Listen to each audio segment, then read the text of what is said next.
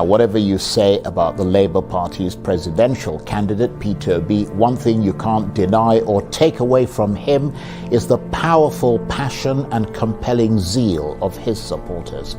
Such is their intensity and dedication that they seem to trump any of the inequities of the Peter Obi movement and whatever advantages the other three front-runner parties might have. When asked about this, his supporters say that in the same way that George Floyd became a symbol of the Black Lives Matter movement and Mahsa Amini has become a symbol of the fight against the oppression of women in Iran, so has Peter Obi become an ideological symbol of the fight for justice and equity in Nigeria, a fight that's being led by the youth who want to see a new generation of honest, committed leaders. Who can you trust to fight for you? Vote Peter Obi for president. Vote the Labour Party. People to know is that all these things I've done it at a particular level, and the result were clear. I'm only asking for the opportunity to do it for the country. So 2023 election will not be about tribe. No, don't vote for me because I'm from Southeast, I'm an Igbo man.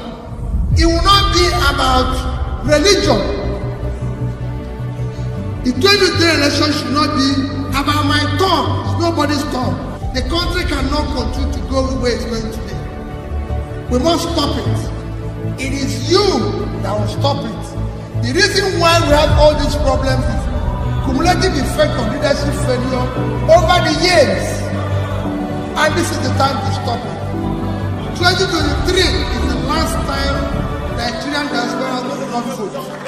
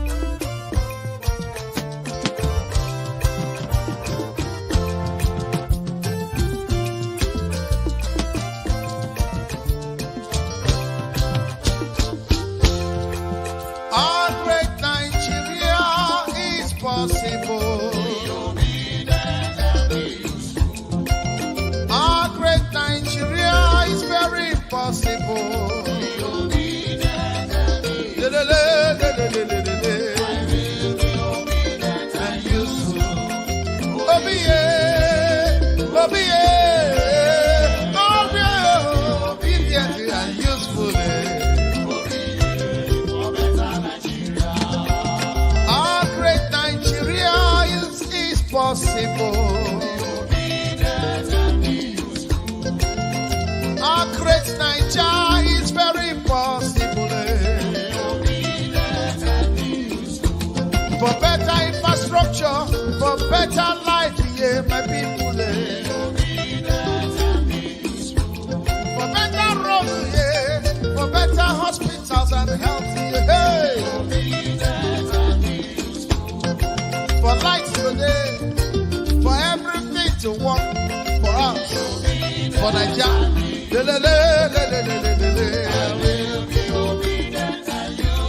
Yeah. No more hunger.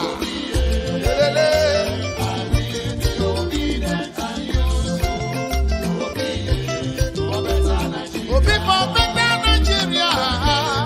Obedient and useful.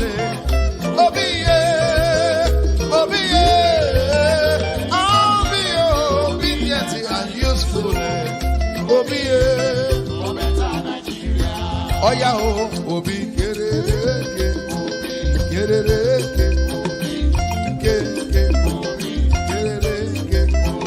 Hausa man, Yoruba man, Igbo man, Middle Belt, Niger Delta.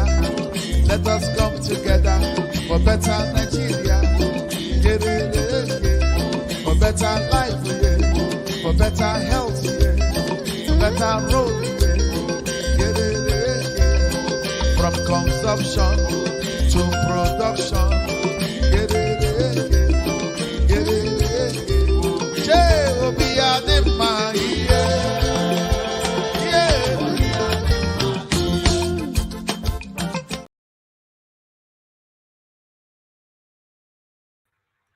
Okay, my people. I salute you now. Good morning, good afternoon, good evening to every one of you right there. How you guys doing today? We appreciate every one of you today. It's another day. Trust me, it's gonna be a very, very hot debate. Trust me. Take my word for that. It's gonna be very, very hot today. How you guys doing? Lefties, my brother, happy Friday to you and happy Christmas. Christmas is around the corner. How are you doing today, my brother? My brother, now wow, in fact, we're already doing Christmas. Today is 23rd. And some places it already be 24th. So meaning we're already celebrating the Christmas. So I will say happy Christmas to all our viewers and to all of us. We want to thank God for his provision, protection, and for everything, for keeping us alive. That's the first thing. It's not about any other thing. It's about being alive and being thankful. So after saying that, I want to say thank you. And today's topic is a mind-blowing one because it has a lot to do with us as a people, and it also has a lot to do with our own state, Edo State. So it's going to be a real mind-blowing one. Thank you very much. Thank you. Thank you very much, my brother. Good to have you here. Yes, my people, how an update. The best that you guys can do for us right now is to help us to share this broadcast, and let's do this together. You know, we are going to post a link soon. The link is not yet posted. We're going to post a link soon so you can join us and let's talk about the things that's affecting you and I. Before that, let me quickly acknowledge the people right there on the comment section. I can see the comment section is already booming. I can see Mike Akyonbari right there with us. Thank you very much for joining us. Good evening to you. I appreciate you, my brother. Thank you very much, mother of all, Mommy Diaspora. Good evening to you, Mommy. Thanks very much for joining us. We appreciate you always. Our Kalu is right there with us. Osaga Daddy, thanks for joining us. D.A. Usadolo, thanks very much for joining us. Good evening to every one of you, and happy Christmas to you all. It's around the corner. I can see Harry Thomas is right there with us. Osaibavo Okonga is with us as well. Peter Okonkwo, Osaige, Odiese, good evening, good evening, good evening, my wonderful people. Osazeme Egariva is right there with us. Please endeavor to share this broadcast with us, my people. We appreciate you all. Hit the like button and help us to share. Vincent Miakole, I see you right there. Tony South, I see you. Thanks very much for joining us. God bless you all. Raymond Dosas is with us as well. Good evening to you. Thank you, thank you, thank you. Iman Johnson, we see you. Thank you very much for joining us. Madam Rita in the building. Good evening to you, madam. Thanks very much for joining us. Good evening to every one of you. And Jolly Ogbamudia. We are going to be coming back later on to acknowledge more of you on the comment session. Okay, we can see Shukwa Emeka just joining us right now. And Ashiebu Collins just joining us. Okay, the link is already posted. Click on it. Join us. Book your space. We only have 10, as you know, only 10. Now only 10 days. Yeah, only 10. If you finish, maybe we'll go remove lefties. We have this victory all the way. I think, yes, victory all the way. We can also see you very well. And your name and your representation is really very impressive. Exactly. I think we can even take this for a badge, victory all the way. Thank you very much. And I like his comment as well. It is OB or OB. You see that one? No option. It is OB or OB. All right. Thank you very much. People already backstage. We are going to be adding you people soon on the screen. I appreciate every one of you. Book your space. Join us. Let's talk about the things that's affecting you and I. Elections around the corner. We have less than 65 days to go. 65, yes. If you remove the 5, that's 2 months, right? So it's about 2 months and 5 days to go. And it's counting down. Every day is counting down. So join us. Let's talk, my people. We have a lot to present to you today. What we are going to do right now, we need more shares from you guys. Please help us to share. We need shares. We need like. And we're going to give you guys opportunity to share now or like. So let's go for another break. After the break, we'll start adding people to the screen. So me, please, I don't share. I have shared. Henry, Gabriel, thank you. Have you shared? Yes. Thank you very much, my people. I appreciate you all. You know, let's go for another 30 seconds break. Before we come back, we want to see more shares. Thank you very much.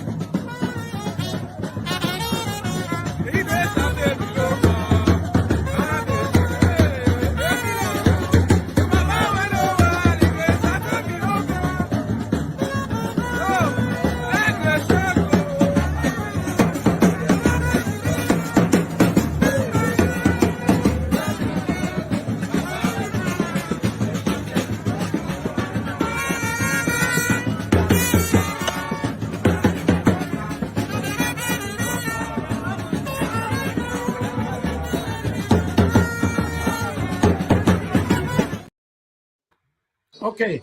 Thank you very much, my people. I appreciate you all. We're back here again. Please, everybody, stay mute. Stay mute. Don't unmute yourself except you want to make a contribution. Thank you very much. The noise on your background is affecting the broadcast. Thank you, my people. Once again, I appreciate you all. I can see more people already joining us. Thank you. Now, God, I will bless all of you right there. I can see our Carlo. I can see Osaka Daddy, D.A. Osadelo. I see more people right there that have already mentioned their names. Just Morgan just joined us right now. Vincent, we can see you as well. Good evening to every one of you. Henry Gabriel, thank you very much. I can see Henry Gabriel is on the screen with us as well. I can see Madam Rita is with us on the screen. Thank you very much, my people. Book your space. In fact, book your spot right now. We only have 10. It's going to be filled up so soon. All right, my people. Like I said, we are here to talk about the things that's affecting you and I. Is getting close. APC, PDP, and Labour Party are the front runners, as you all know. In fact, for decades, this is the first time we are seeing a minority party competing with the majority parties. Who are the majority parties? You and I know, APC and PDP. They've dominated this political space in Nigeria for decades. This is the first time, if I can remember, or rather, if I'm not mistaken, this is the first time we are seeing a 3-horse race in presidential election. This is in fact, this is my first experience. Okay, let me put it like that. Because somebody might argue right now, no, you don't fair up on 1916. And 1916, they never bore me. You understand? So let me say this is my experience. Seeing another party, not just the party, a minority party competing with the majority parties. And it's not just competing with them, he's already outclassing them. They have put these two satanic parties on their toes. They are fighting. They are running. He have strengthened them. In fact, he have composed them on how to speak, how to campaign, in fact, in everything. So these are the things we are going to be talking about today. Yes, our brother comrade Tony Kabaka, he does enter news again because they don't call him out for Channels TV. As they call out, I don't say for this our media, we don't just come on air and talk. What we talk on the things that is factual, verified content, informations, articles, all. That's what we do here. We always have third parties. In case you want to affect us or you want to accuse us of wrong information, we quickly send you to where we got it from. Some of you that have been following us for a while, you can remember that Nigeria Watch was accused of wrong information 2 years ago. 2 years ago here. And the information that I was accused, personally, the information that I was accused on, I got it from Vanguard. And I brought it here and I read the article out and I put it on the screen like we normally do from Vanguard. But somebody singled me and my channel out and took everything to Facebook and destroyed our names. That we are carrying fake informations, we have this, we have that. It was unfortunate. Although we reached out to him because it was coming out every day. It looks like somebody who was already angry with you and looking for one or two things to get into you. It was just, he would make a video today, the next day, the next day, the next. I was like, what's happening? Then we have to reach out to him. Oh God, not this. This one, so it's coming from Vanguard. Even the video you are showing on your live stream, you can see that we're reading from Vanguard. Say no, even though it's from Vanguard, it's your duty, to correct Vanguard. You cannot. If Vanguard was lying, so you shouldn't bring it on air. I said, what? What is happening? Though it didn't stop after we tried to, let him know that this is how it happened. Unfortunately, I'm referencing to them, but I'm not mentioning the person's name. Unfortunately, the person is late now. So I also came here, I cried, and I felt it is late. You know, so what I'm trying to say here is that before you attack us, go straight to the primary source. Then we take it from there. Thank you very much, my people. Yes, Samuel Unagboye, thanks for joining us. Yes, February, Nigeria decide. Yes, Moses, NHA, we see you right there. Victory all the way, we see you right there. Jaguar, Nana, we see you. Good evening, my good people. Jones, Nobu is right there with us. James Morgan once again. And God bless every one of you. So let's start. Let's start now. I would like us to start with the situation that is currently going on. Let's start with okay, Kingsley Moghalu. Let's listen to Kingsley Moghalu. Kingsley Moghalu have given up on Nigerian politics. They have given up totally. We're going to be starting with him before we take it from there. Let's listen to this. Thank you. Tremendously difficult things to do is to plot the path of a Nigerian politician. The best guess really is to expect that there'll be multiple defections and they'll switch sides and policies more than prostitutes change partners, as one former Nigerian leader put it. But in the case of the lawyer, political economist and former deputy governor of the Nigerian Central Bank, Professor Kingsley Moghalu, it's straightforward enough. After venturing into the murky world of Nigerian politics and hinting that though he would not be a candidate in 2023, he may well continue in the field of politics, he's now come out to say that it's finally time to hang up his boots and there'll be no more partisan politics for him. But not to totally disappoint those who believed in him and supported him, he makes the rather tantalizing point that there are times and circumstances when he can better contribute to nation building from a non-partisan perspective. So how does he now see the political landscape going into 2023 and his role in it? Well, for more on this, I'm joined now from Washington by the lawyer, political economist, former deputy governor of the Nigerian Central Bank, and former presidential candidate, Professor Kingsley Moghalu. Professor, thank you very much indeed for joining us. Great to see you again. Now, many people in politics who've achieved some prominence tend to feel rather low after they withdraw from politics. But in your case, you're saying that you're happy and have found peace in withdrawing from partisan politics. Tell us more. Yes, indeed. Thank you very much, Charles, for having me on. As you know, all my life, I have been a professional.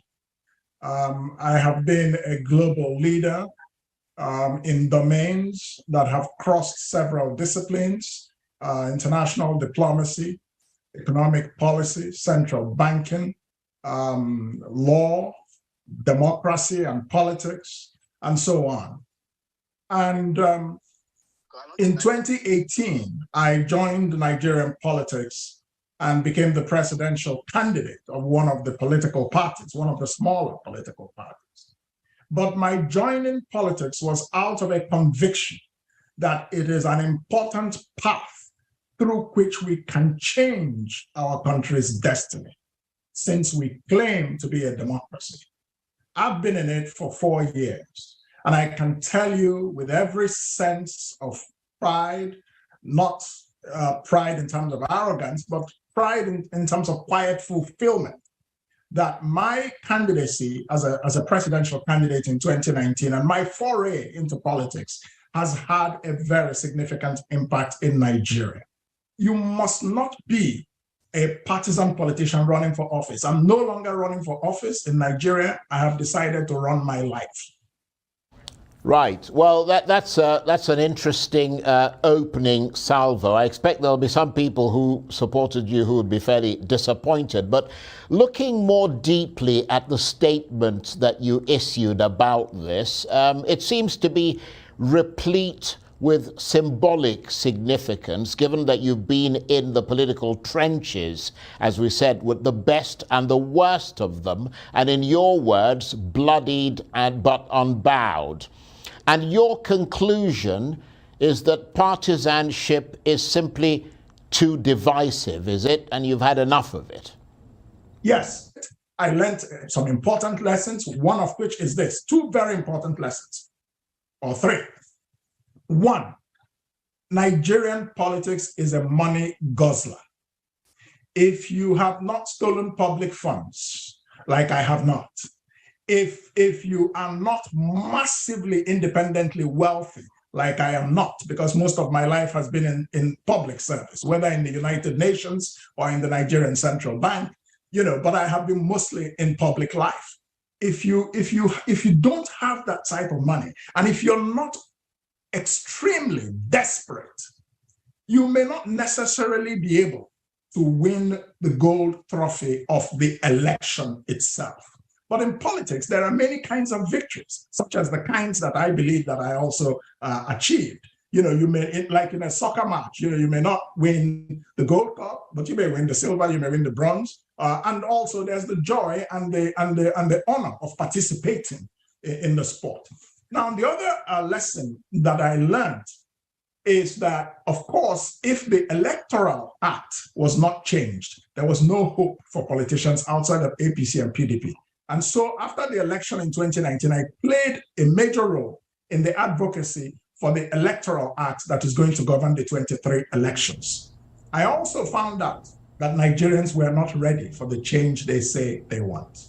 Many people will talk and talk, but if you have not stolen public funds and you're not so wealthy, are they prepared to donate their 1,000 naira, their 5,000 naira to give you 2 to 5 billion naira to run a strong campaign? The truth is that many of them are not. They talk and talk. And so the question is, you can kill yourself in this process because it carries a lot of risks. I campaigned across the whole country and in places, including in places that were just quite dangerous. The roads, the air, everywhere.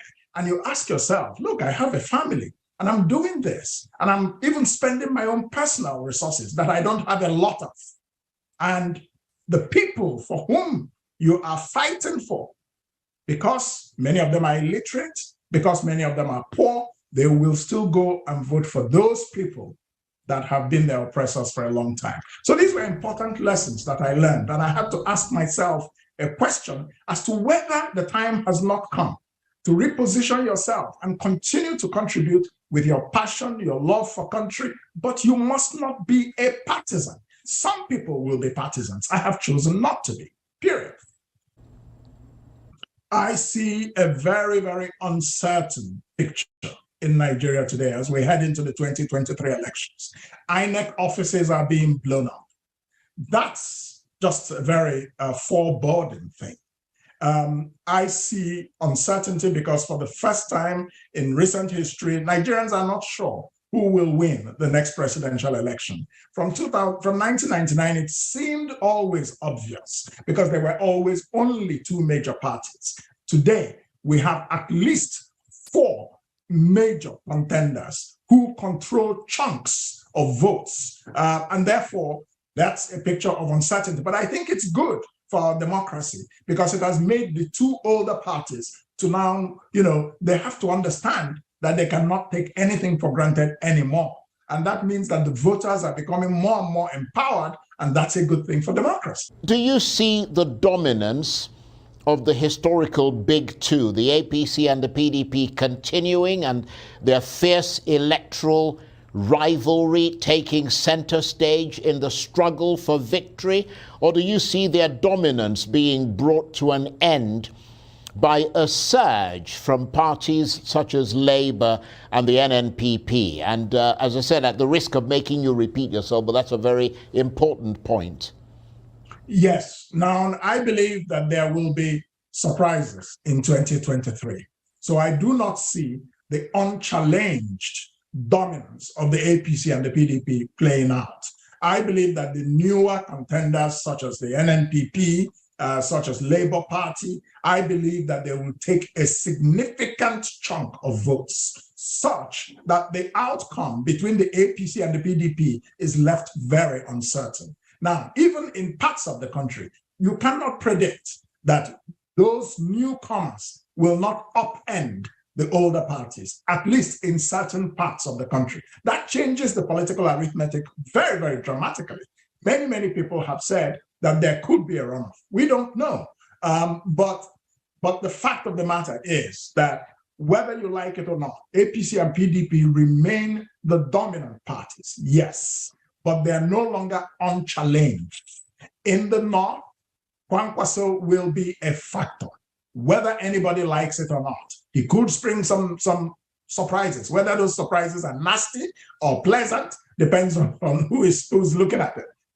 In the southern part of the country, in the middle belt, it is possible that candidate Peter Obi could also spring a major surprise in terms of maybe upending some of the older parties. And all these things are happening because the two older parties have taken Nigerians for granted for too long. All right. Thank you very much, my people, for your time with us. I guess you all heard him. That's Kingsley Moghalu. I've decided to step down from Nigerian politics. He stated a lot of things right there by saying that the Nigerian politics is corrupt and that you have to spend excessively to become a president or to hold any political office in Nigeria. He went as far by saying that even the Nigerians themselves that we all are fighting for, or rather that he's fighting for, they are not ready for the change, that they are clamoring for. Many of them are clamoring, we want this, but when they work, is how to do to make it a reality, to make you cry, to be heard. But many of them will withdraw a step back.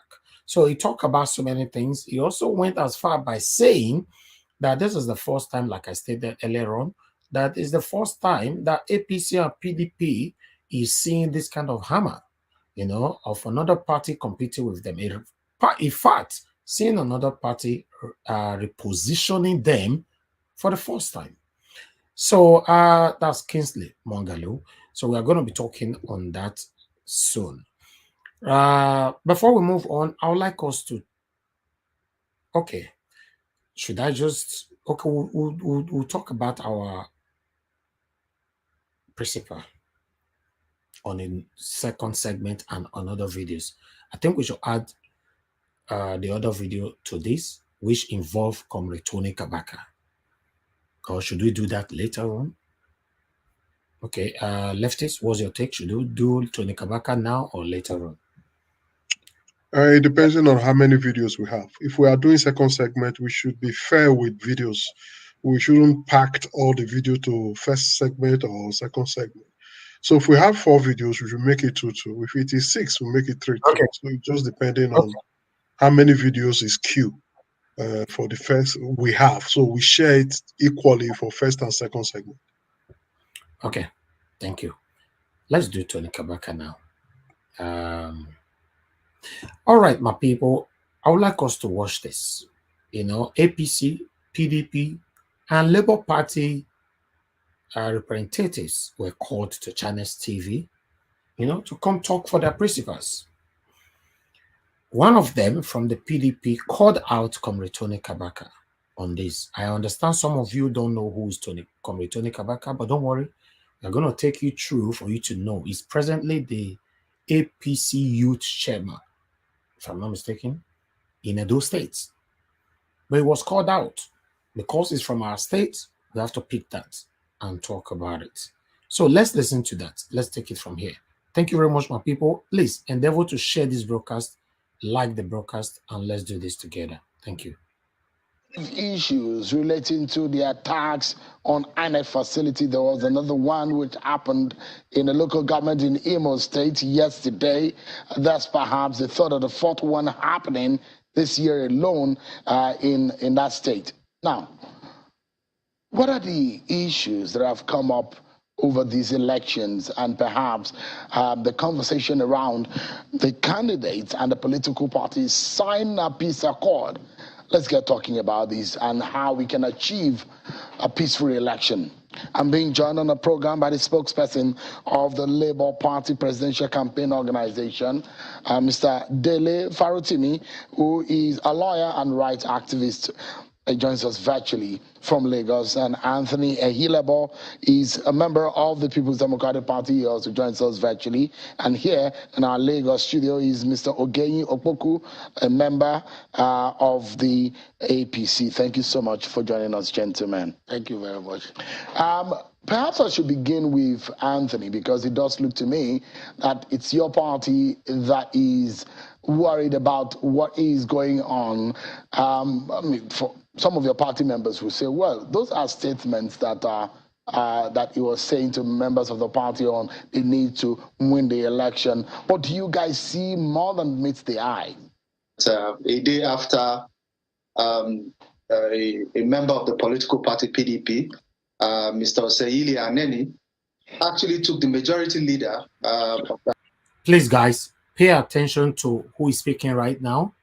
He's the one that is going to call out Comrade Tony Kabaka. House of Representatives Doguwa to court, citing infringements on the new Electoral Act, Section 93 to be precise, that would preclude any political party or person from issuing threats at a rally. We have seen videos of this particular individual inciting his followers and saying that by threat of violence, nobody should vote for any other party apart from his political party.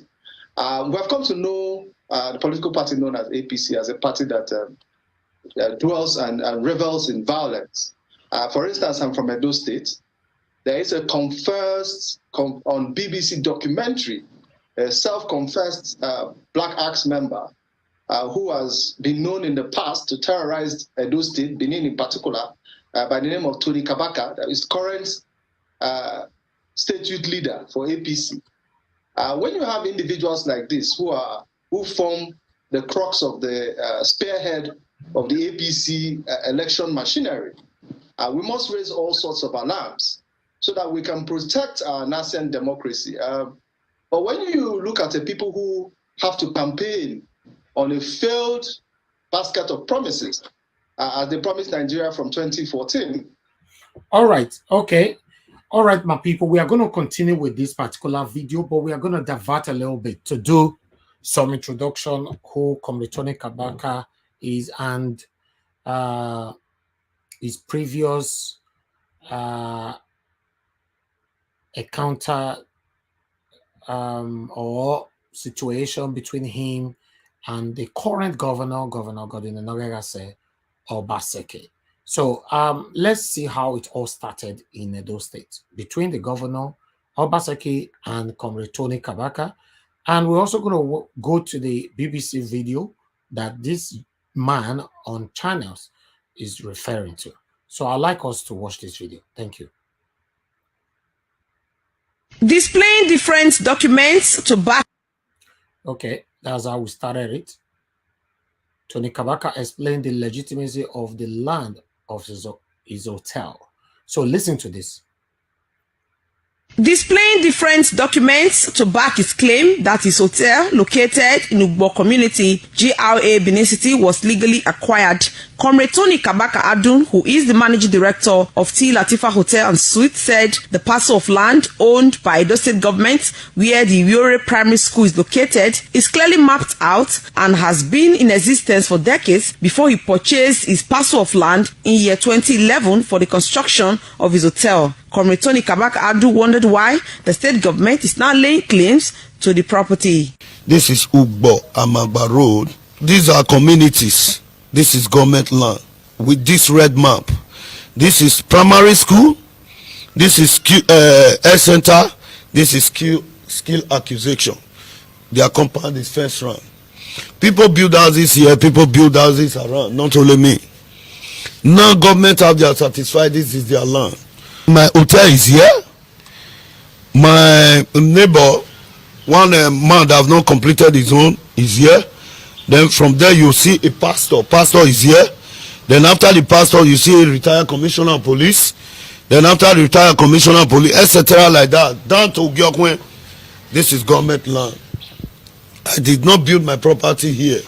Comrade Tony Kabaka Adun, while calling on kind-hearted Nigerians to help appeal to the state government to halt its planned demolition of his hotel, frowned at the move by some unknown persons who allegedly filed a court injunction on his behalf without his consent, adding that such move is an attempt by the perpetrators to stall the move by his legal team to approach the court on his behalf. I surprised somebody have already filed injunction. I did not send that person. They use it to stop my own injunction so that they will say you have filed before. I've never filed injunction. I want to beg my excellency, if I offended you in any which way, I thought we were playing politics. You know, there's nobody that you say you want to destroy his house that will be happy. That was why the anger came out of me. There's nobody I couldn't condole it. So I apologize to you for you to forgive and forget. I promise, and I tell the world, I didn't build my house in government land. If we are playing politics, let's play it the way we're supposed to play it. You don't force anybody against their way. Okay, that was the first saga, how it all started. Okay, you know, this is how Tony Kabaka aggressively responded to Governor Obaseki. You know, so let's watch this. We are going. Well, look at the paper Godwin Obaseki brought to me. He said the one. This is after his hotel was marked that it's certainly going to be demolished. Watch this. He want to destroy my house. He said he want to destroy my business. I didn't build my business in a government place. If he cannot give me the proof, Obaseki, you are not Oba, you are not God. You can't just wake up after working for you, say you want to destroy my property. You will do it and I will die. Let the world hear that Obaseki send people to kill Kabaka. People that you are sending down, if they will send people to go and destroy their own house, I want to hear. After working for you, look at the notice Obaseki brought to me. Because he abandoned us for good 3 years, he didn't know that we were existing. Now he have come to election time. Obaseki brought a note with some soldiers and police were Baziga. They said that I should remove my property under 7 days. Under 7 days. Buhari, Oshomole, una see what you na cause to APC people. Wait, what for now? Now governor, where one can they destroy our house, where one can they frustrate us. Now una say me we work for. We don't work now, I say we do not get us. Me, I go die, yo. I go die. Obaseki. Giamare, my father served in military in Nigeria. My father retired as a soldier. My father suffered for this country. I want to see where you are coming from, Obaseki. My father suffered and retired and labor for this country. My father fight a war as a soldier. You wake up, you want to come and destroy my property. You will kill. Now someone that bring you, now we will work for you. Now people when they are elect, you don't drive them for office. Chairman when they vote for, you don't drive them. You send on my ass. Waiting my father suffer for Nigeria for, I will know. Come and demolish my ass. Come! Obaseki, you will kill somebody. You will kill somebody. Hey! Hey! Obaseki! When we were working for this man, nobody know him. We forced people to vote for this man. We did a lot of things for Obaseki to succeed. Obaseki now, because I want you guys to pay attention to the people talking on the background, okay? I'm going to reference to these people that is talking on the background of this video. Just pay attention to them. Obaseki! When we were working for this man, nobody know him. We forced people to vote for this man. We did a lot of things for Obaseki to succeed. Obaseki now, because he abandoned the politician for 3 years, he said he want to use power for we to support him. Never! You told yeah! I'm your man, Abaseki na people wey work for you dey your APC. Na APC dey here go kill us. Why they run? They know where they come from. 39 and they say where they come. We don't even look. Whether we look here, they will not go now. Abaseki no nyedo. Ewa nyedo soba. Mama que le bandre school like no to we la to we school. I na ta you to we. Madogere. Ina pe. Elano pa. Ogwa me ve proper ve hotel me yi. Ogwa me ina we see ofo yi ona ma keme ya we see ofo yi. Now let this one. This is school compound. This is my compound. We are very different. Ogwa no Baseki stay yi. Vokorotu. The house where Baseki stay for Okorotu. Now so he has some school day. I know enter school now. See school first so see Kabaka first. May they come ask you whether I break their fence or I enter their compound. Abaseki, you build that next school for near Kiko Hotel. For near Kiko Hotel, they never destroy your home. You send a Kabaka home because I know they support you. What happens in 3 years? Why you not going to destroy my house? When will they support you? Why now? I'm waiting whether the power you they use, whether governor they cause grace. Come keep me. Okay, you guys heading. Asking Governor Obaseki to come, that he cannot dare. You know, that was a state governor, that he can't dare demolish his hotel. He can never. That they are waiting for him to come. So let's move on. We are getting somewhere, please. Hey! Better go see road. Where Obaseki cross. We have been living in danger in this road for over 8 years. Obaseki come on board. He said, he didn't do my road.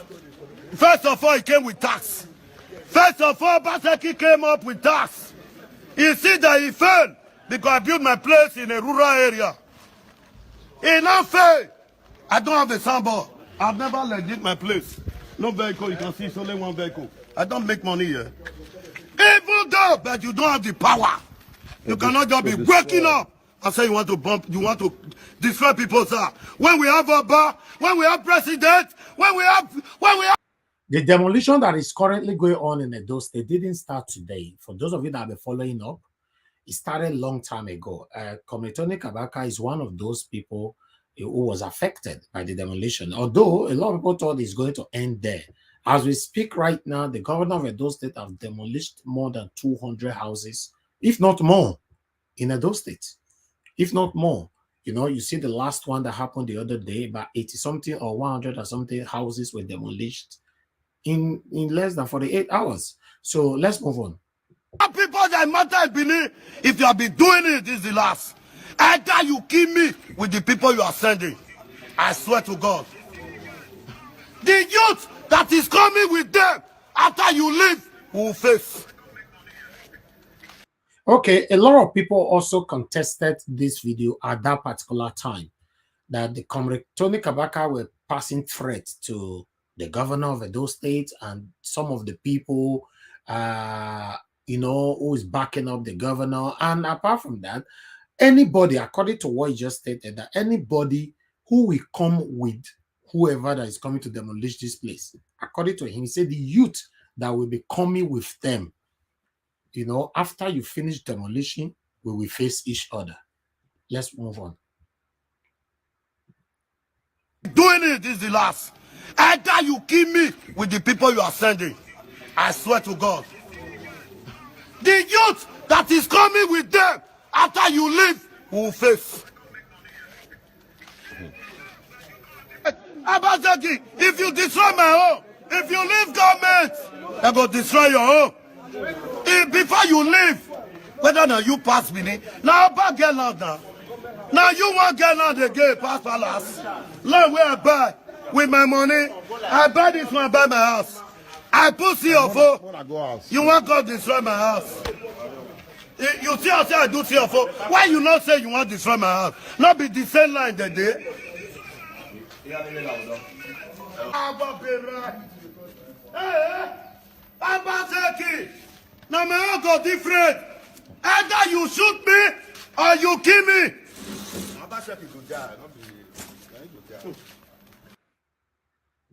Okay.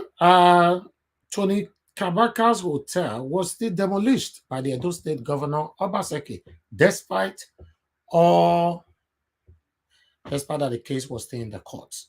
Although at this particular time the case was in court, the court asked the government, Edo State government, to hold on for them to assess who is right and who is wrong. But the governor of Edo State went ahead to demolish the hotel without the court judgment, according to that time. So let's move on.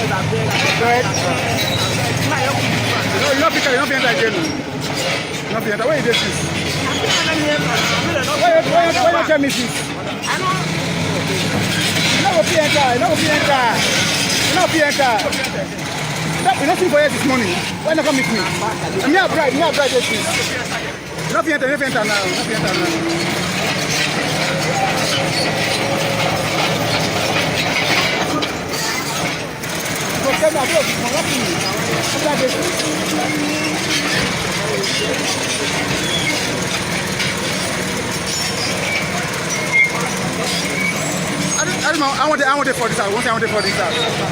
It's what they use, and that long way get long mat, they use. I know I call you sell this one. I don't know. I want it really. I want it to get this out.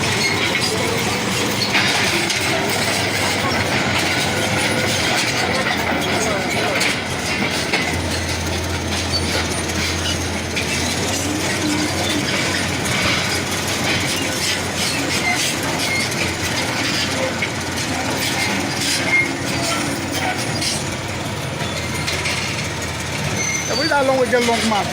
They go knock out. Go knock the house. Go put it up for. Start the pack one by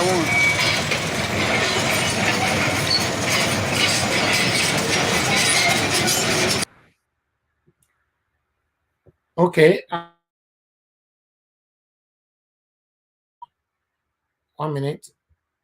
After all the drama, and the reality between Tony Kabaka and the Edo State Governor Obaseki, then Tony Kabaka ended up apologizing. But although it looks like it was too late because the hotel was already brought down, he did a video to apologize to Edo State government, hopeful that maybe the governor of Edo State can replace his hotel back. Let's watch that. My brother, good morning, my brothers and sisters in Edo State, my brothers. I want to use this opportunity to thank you all, both my supporters and the state government. I want to beg my followers that wish me well. I know you guys are trying for me, but the way this my case between the state government is going on social media, I don't like it. That is why people have not seen me come out talking about the case. One thing you should know, the Governor Godwin Obaseki is my uncle. He's my senior brother. So people are just castigating this issue to trigger the governor more, to be dragging me. I did not win governor. He just used this one to draw my ear for me to learn, not to be throwing utterances to your senior brother. So I've learned from this. I'm begging everybody that is my supporter, they should stop castigating this issue so that they cannot provoke the governor. The governor, my excellency, sir, I want to use this opportunity to beg you. What happened in this case, you just use it to draw my ear for me to learn. And Baba, I've learned from this mistake. I want to use this opportunity to beg you. to please forgive and forget. And I want to apologize to my followers. I know you guys wish me well, but let's bygone be bygone. Tomorrow, Obasanjo can work for any president. I will assist him to work. So tomorrow he's my brother. Nothing can wash it away from the skin because it's my blood. I want to use this opportunity again to beg my uncle Osarodion Ogie to please, whatever I've done that is making them angry, they should please forgive and forget. I did not win. The case, government just used it to draw my ear for me to learn. I'm begging my brothers and sisters both in diaspora to join me to plead with the governor to please forgive and forget and let peace reign.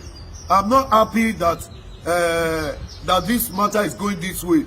I'm not happy the way people are taking it, sending different messages. I've seen social media everywhere. I've seen all. Please, I'm begging you. We should stop. All this one will not help us. It will trigger the governor more to be insulting me or to be having mind to do me something. So, my Excellency, I want to plead, whatever that happened and that transpired, please forgive and forget and let peace reign. You can call me. I'm your junior brother. This case that happened, you just use it to draw my ear, and I've learned from it, my Excellency. I plead with you, allow peace to reign. All right. Okay. To date, the Edo State Governor Obaseki have still not replaced the hotel of Comrade Tony Kabaka that was demolished. Okay. So you see why we brought this here. Comrade Tony Kabaka is the APC youth chairman in Edo State. You know, this gentleman came out yesterday evening to call out Comrade Tony Kabaka again, saying that you know, Comrade Tony Kabaka is one of these and all that. You know, we are going to play that. You know, he alleged him of different things. But before that, what he was okay, let's hear that part again quickly. Of violence, nobody should vote for any other party apart from his political party. We have come to know the political party known as APC as a party that dwells and revels in violence. For instance, I'm from Edo State. There is a confessed on BBC documentary, a self-confessed Black Axe member who has been known in the past to terrorize Edo State, Benin in particular, by the name of Tony Kabaka, that is current state youth leader for APC. When you have individuals like this who form the crux of the spearhead of the APC election machinery, we must raise all sorts of alarms so that we can protect our nascent democracy. Okay, what this gentleman was referring to, that Comrade Tony Kabaka is the state youth leader. I thought he was the state youth chairman and not the APC. So I don't know the position whether they share for there. So revels in violence. For instance, I'm from Edo State. There is a confessed on BBC documentary, a self-confessed Black Axe member who has been known in the past to terrorize Edo State, Benin in particular, by the name of Tony Kabaka, that is current state youth leader for APC. When you have individuals like this who form the crux of the spearhead of the APC election machinery, we must raise all sorts of alarms so that we can protect our nascent democracy. But when you look at the people who have to campaign on a failed basket of promises, as they promised Nigeria from 2014, took power in 2015, and by 2022, we have a country that is in the ICU, as it were, and needs urgent resuscitation. Not a man who talks about hula baloo and decides to make a down payment for roasted corn, which has become content for skit makers, content for people who would want to make short comedy skits. That's not the sort of character we want as president of. Let me allow Mr. Farutimi to come in. Does the Labour Party also hold this fear about the issue of violence going into this election? You see, my people have this proverb. They say that until witches quarrel in their coven, the uninitiated rarely ever gets to hear what is going on or what transpired in the Coven. We have never been accused of any form of violence whatsoever, but we've been the recipient of violence. When you hear of gas, we've received gas from the PDP, we've received booze from the APC. The more the booze and gas have come mostly, of course, from the party in power, which also has the capacity to maintain the levels of coercion. I have had occasion in the past to report a clear threat to my life, mention names in a petition to the DSS and the police. Nothing happened. Nothing, absolutely nothing. So it's not something that started yesterday. It's a culture. And I think what is different this time around is that what used to enable the rapacity of the violence, which was the indifference of the people, appears to be much diminished this time around. The people are much more interested.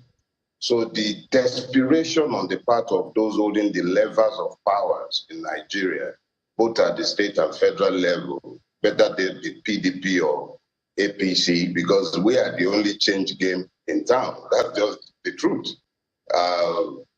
The Labour Party is a movement. It's pretty difficult to attack movement because you then be dealing with a whole lot more people than the usual structure of the Kabakas of this world or the MC Mushroom Pickings of this world or the many other ones that are unnamed and unknown who kill and maim on behalf of the powers that have held Nigeria down for the last 23 years. One day they are in PDP, the next they are in APC. These lines are crossed pretty frequently. We are not a political party in the true sense of it. We're a movement. We're looking to save this country from itself. So why do you think you have so many undecided voters who can't tell you who they are going to vote for? They are afraid, especially in places like Lagos. They're scared of what the MC... You want a bus driver in Lagos to tell you he's going to vote for Peter Obi. What do you think will happen to his boss? So that's the situation. He's not going to tell you because he's afraid. So fear is a real factor in this election. And the APC is being rightly blamed, especially in Lagos State and generally in the country. But it's not a game that is... I'm sure if I went to Rivers State and presumed to speak without the license of a Wike, for instance, I would be answerable to PDP, finance, and maintain thoughts. So it's not just an APC game. It's something that belongs to all of them. It's a ruling class thing. All right. So whether they are APC or PDP, they are equally guilty. So there was the viral video, which are also part of what I would like you to react to, which the spokesperson of the PDP has raised and saying the statement made by a presidential candidate is tantamount to inciting violence. Because according to them, they're saying, based on the statement attributed to Bola Tinubu, that people should, power is not served a la carte and it must be taken. That means it's inciting violence. It is not violence in any nature. When the candidate of my party made it very clear that power is not served in an a la carte, it's simply telling you that it must be done. You must go out and work to retain power. We are not taking power. Remember, we are to retain power because we are in power. And it is only APC that will tell you that governing party instead of ruling party has been proclaimed by the previous PDP administration. So we are the governing party. We are to retain power. And to retain power, it will not be a la carte. You must ensure that it's properly cooked and served.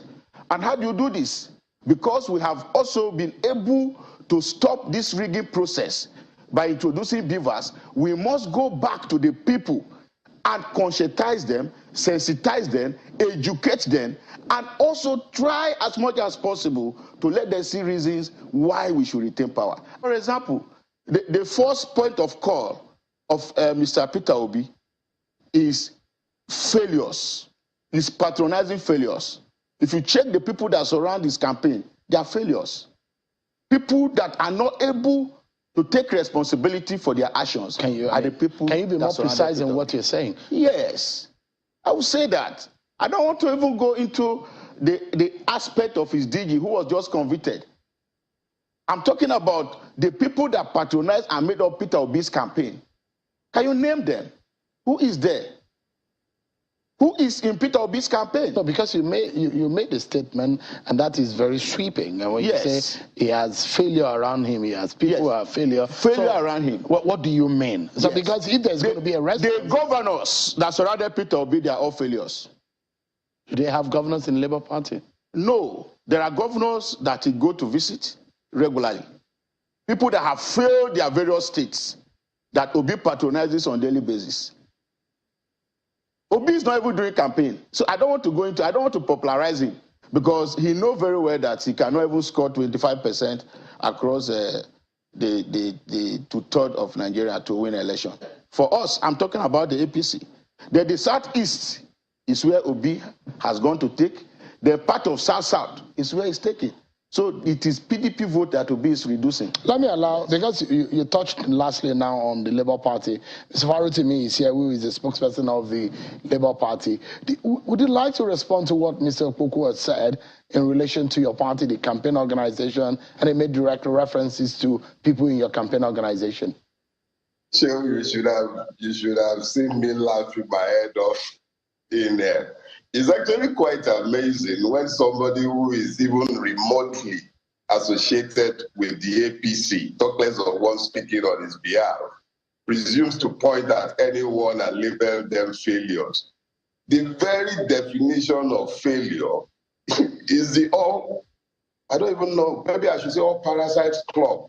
Because at the end of the day, I don't want to turn this into some brickbat session, but it actually takes some serious cojones for a man to look at Peter Obi and those who are surrounding him and propelling his campaign, the likes of Papa Emmanuel Ijewere, the likes of Pat Utomi, Baba Ayo Adebanjo, and a host of others, people who have been in the private sector all their lives, who have added value to this nation and who are hoping to rescue it from itself and the damage that has been done to it by the evil that has been inflicted upon it, particularly in the last 7 years, under the rulership of General Buhari and the cohorts in APC. And then somebody is saying failure.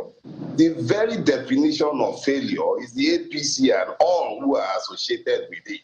If we were in the same political environment, he should bury his head in shame and not presume to even present a candidate. And that is not me being angry. That is me telling the gentleman the truth. If he's looking to define failure, he should look to anything that means APC. It has been ruining us for this country in the last 7 years plus. This country has been practically grounded to a halt, damaged almost beyond repairs. You almost have to begin to reimagine it before you can put it back together. And the man speaking on behalf of those who ruined it to this point presumes to call anybody failure. Who represents failure more than General Buhari and everything that can be labeled APC? So please, I can't engage with him at an intellectual level to discuss the failings, but it is obvious to anyone with a modicum of reasoning that there is nothing but failure associated with the APC. So it cannot be a debate based on reason anyway. So let me just leave it at that. As you have rightly asked, what governor does the Labour Party have? We don't have failure or failures anywhere around. It's the Nigerian people that constitutes the Labour Party, the victims of the APC and the PDP's misrule. Those are the people in the Labour Party. Whether they are in the public sector or they are in the private sector, we are the ones who have been the victims of the misrule. And we are coming together trying to find a way out of this mess. And those who are fed fat on Nigeria with nothing else to do but public life presumes to talk about failures around us. That is pretty preposterous and very rich coming from somebody representing APC. Looking at the indices and statistics, I certainly do agree with my Modele Farutimi that APC has no business in this election if we were the same country. Because looking at the myriad of failures and stemming from the kind of candidate they are even presenting, who does not even, and cannot even debate, has not been able to attend I think, Shehu, you've been having debates. The PDP was unable to attend the first one. And I want to also say that the Peter Obi, that is of the Labour Party, was a governor of Anambra State. If we are looking for a fresh blood, doing a new thing, it's not Peter, because it's part of the old order. So now we are faced with this old order. 3 of them are old order, of course. All right. Today in the National Assembly, over the last few days, there has been controversies about the appearance of the central bank governor, Godwin Emefiele. There was also order of court about a possible arrest and what the court said should not happen. Today, a deputy governor of the central bank was speaking to the policies of the central bank and defending the policies. I'd like you to take a listen to what was said today before the members of the Green Chambers. 94% of all transactions, cash transactions, fall below the 500,000 limit, and this includes in areas in the country that are predominantly cash, that are not part of the cashless policy. 82% of corporate transactions also are below this limit. What does this mean? It means that 94% of all individual transactions will not be affected by these fees that we have talked about. I think I have to make it very, very clear that the CBN is an independent institution. Our decisions are taken based on research, data, and it is the work of many teams working together across the different directorates. On this issue, we've had teams from banking supervision, from payment system, from currency management, across the entire bank. And it is then brought up and we make a decision. At no time do we make decisions based on any political considerations. And I think it's important that I understate that. All right, this is coming on the heels of those who are raising eyebrow that the CBN's decision on the policy on the limit is actually political. Mr. Farutimi, let me get your view first and foremost on what this means. What's your take on the defense of the CBN today before the members of the Green Chambers? Well, let me say this: if the CBN governor had not, like the proverbial person who ties corn around his waist and turns himself into the mate of the hen and fowl in the compound, if he hadn't descended into the political arena so blatantly, you wouldn't have his actions being interpreted through the filters of politics. But having said that, the lady who delivered the report before the House of Reps, she's completely correct in saying that the CBN is an independent institution governed by law, set up by an act of parliament, whether that be, as in our own case, a decree, but it is still part of the law of this country, and it does not require the permission of any politician to carry out his duties. So when they speak to the political nature of the change of currency and all these limits, well, I don't see it in their coven. All right. The lady has rightly pointed out that it's an economic decision, and I'm happy to accept that. Okay. Thank you very much, my people. We finally done with this video. Thank you very much, my people. I understand some of you have been waiting for this to be done. Yet we are done. I appreciate every one of you. Thank you very much. Thank you. Please help us to share this broadcast, like the broadcast. We're going to start talking right now of everything that we've watched so far. And I want to appreciate every one of you. Before I start with the super chat, I want to appreciate some of you that have supported us on Kashi's situation. Thank you very much financially. I want to thank you, every one of you. Thank you. Those of you that have super chatted us here. Some of you that also send money to our private account. I want to say we are very, very grateful. Thank you very much. You don't have to, but if you know that we are, you want to encourage us and support what we are doing here, of course, we'll be very, very grateful, but it's not compulsory. Thank you very much, my people. Now, God bless you. Now, Grant, thank you so much for your $20 super chat. I'm so grateful. Thank you. You're the first, I guess, to super chat us today. I'm not sure because I was not concentrating, but in case there's others, we'll bring it out later. Thank you very much, Grant, for always being there for us. Thank you. May God bless you. I appreciate every one of you. Please help us to share and like this broadcast. Let's do this together. Okay, leftists, I'll start with you. Then before we start calling on the panelists. Well, before I start, I want to appreciate those people that have joined us after you have appreciated those ones. I think I'm going to start from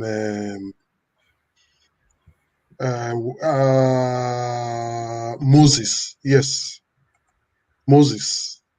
Thank you very much for joining us today. I'm just going to be brief. Yes, Samuel. Thank you, Simon. Israel. Yeah, thank you very much. Glad to have you today. Alice, thank you very much. So, Sonia, thank you very much. We see you. Tony Osawe, thank you. To Anthony Obiora, thank you very much. Our boy Felix, thank you.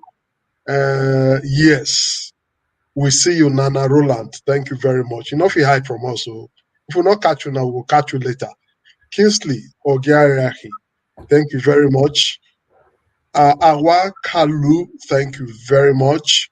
Mercy Shaide, thank you very much. And Don Isede, thank you very much. My G, thank you very much. Who again? I think we have a couple of them that joined us while we're showcasing some of our videos today. Kenny. Yes, Kenny. Thank you very much. We also cite you. More grace. Thank you for joining us. Yeah, Martina Obasuyu TV. Thank you. We actually got you right there. Who again that joined us? I think that's all. And I want to also join Elvi to say thank you, Grant, for this wonderful super chat. You have just started the super chat committee things, and I just hope your committee members are there with you. Thank you very much. So we did first video on Kingsley Moghalu hanging his boot. Well, I think if Kingsley Moghalu would hang his boot, I don't think he needed to come online to come and be telling us he had just hung the boot to issues surrounding Nigeria politics. Before he ventured into the political platform, he should have also known that these are what he's going to venture. No risk, no venture. Nigeria politics has not changed. It's only changing now, kind of. Yes, it has not changed.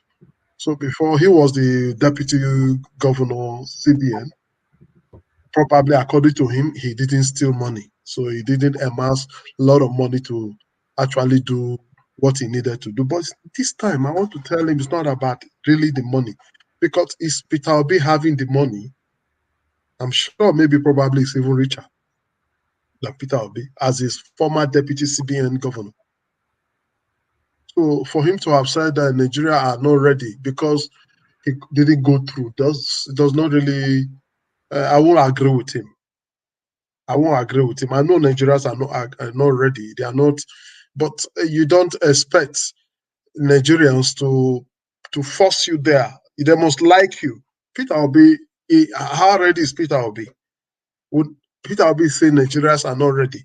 He's selling himself, and Nigeria, a lot of people are appreciating him, and you can see the way the paradox shift on the new order of the new order. So for Professor Kingsley Moghalu hanging his boot, it's fine. He shouldn't have even come to tell us. You can just, before you came, you didn't tell us you want to come, and you saw you as a politician. So you are still a politician. You say you're just staying aside, meaning you've not actually hung your boot to. You are staying aside, waiting for make the platform do good, make Nigeria better, for people like you to come in. Well, maybe when Peter Obi don't come in, everywhere does soft. You will get better platform to move. You should have just do your homework properly the way Peter Obi is doing his homework, and that's for that. Going to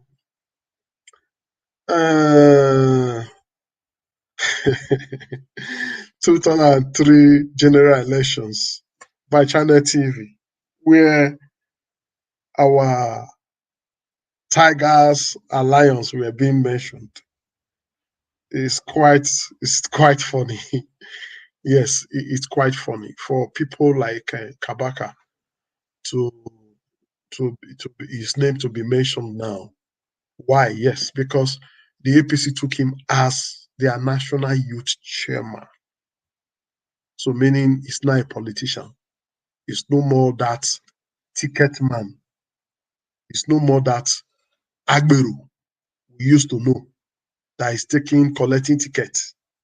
Now it's not a national youth chairman, APC Edo State. And now somebody's referencing him to be who he is. You see, we always say good name is better than riches. Whatever you do, it goes after you and after you and even before you. This is what we are talking about. He has not made a good name for himself, but he has made money during Oshomole's time. Yes, he made a lot of money. From his look, you know that man didn't go to school. He's not educated. From the way he was talking, you see the boldness in him because of what he think he believes. And now, if we must go back a little bit, I have not seen where anybody, any single person will be threatening a governor of a state, a whole governor of a state. Now see finish. His action of threatening the governor was very not necessary, was very uncalled for. Probably, even when the governor marked his hotel, probably if he has played politics with it, probably nothing would have happened to his hotel. But he went ranting, thinking street power and government power be made. Guy, that cap where they fly in our streets, you know, if you dare them with government, not try them. They call them secret organization. So they know they come out the ranks. If you want to do anything, hide, run. So for you to come out to say you dey wait for governor, your papa fight for the. I think when they can't destroy the hotel, your papa go fight, can't carry gun fight again. You finish, let your blood cool down later on. That's the truth. You don't draw lines with government. It is not done anywhere in the world. After God, na government. Then, though, when that was going on, so many of us also condemned the actions of the government because when the matter is in court, you have to wait. Government did not also respect the court order. With anger, the governor went and destroyed his hotel.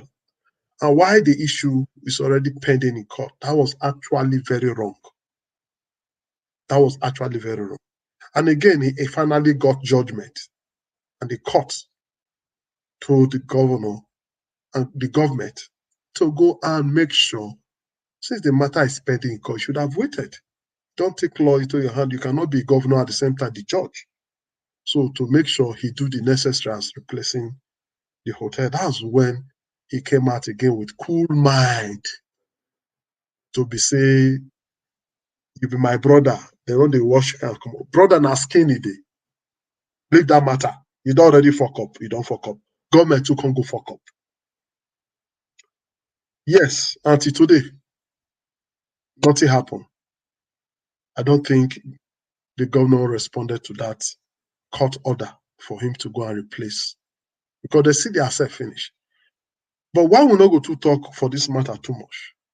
For this Christmas now, this government go still carry cow and bag of rice, go give somebody like Kabaka.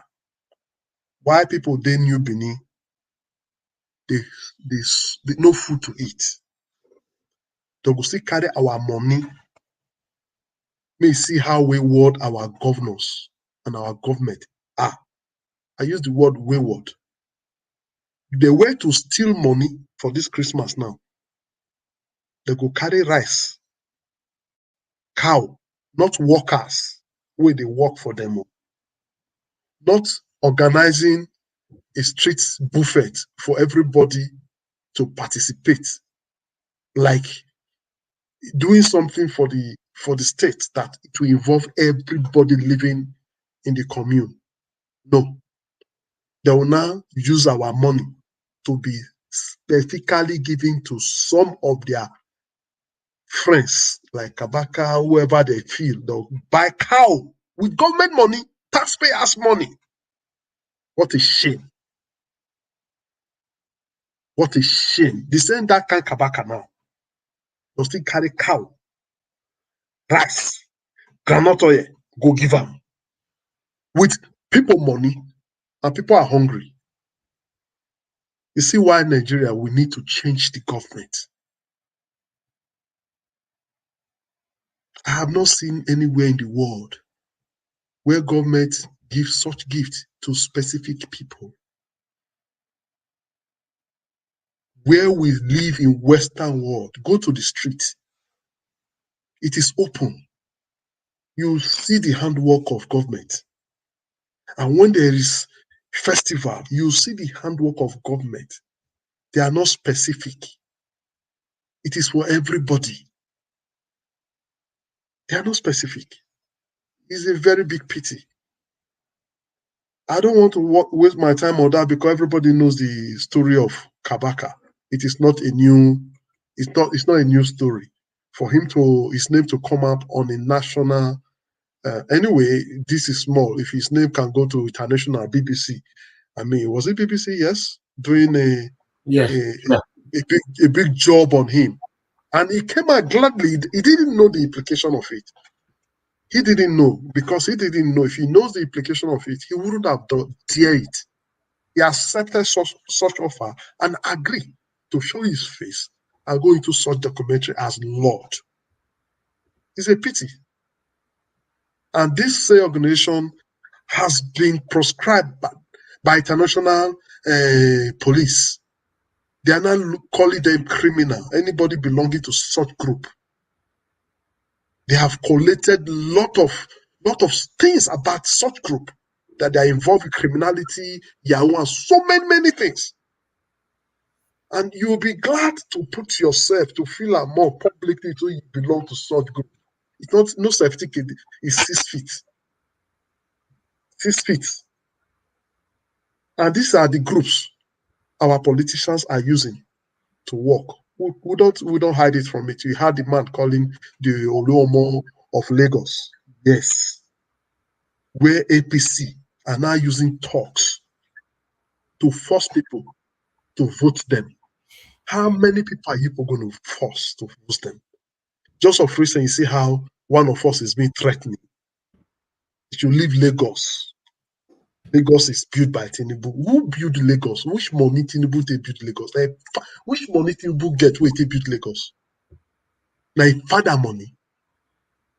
Where did he get money from? Whose money did Tinubu build Lagos with? And in fact, which Lagos he built?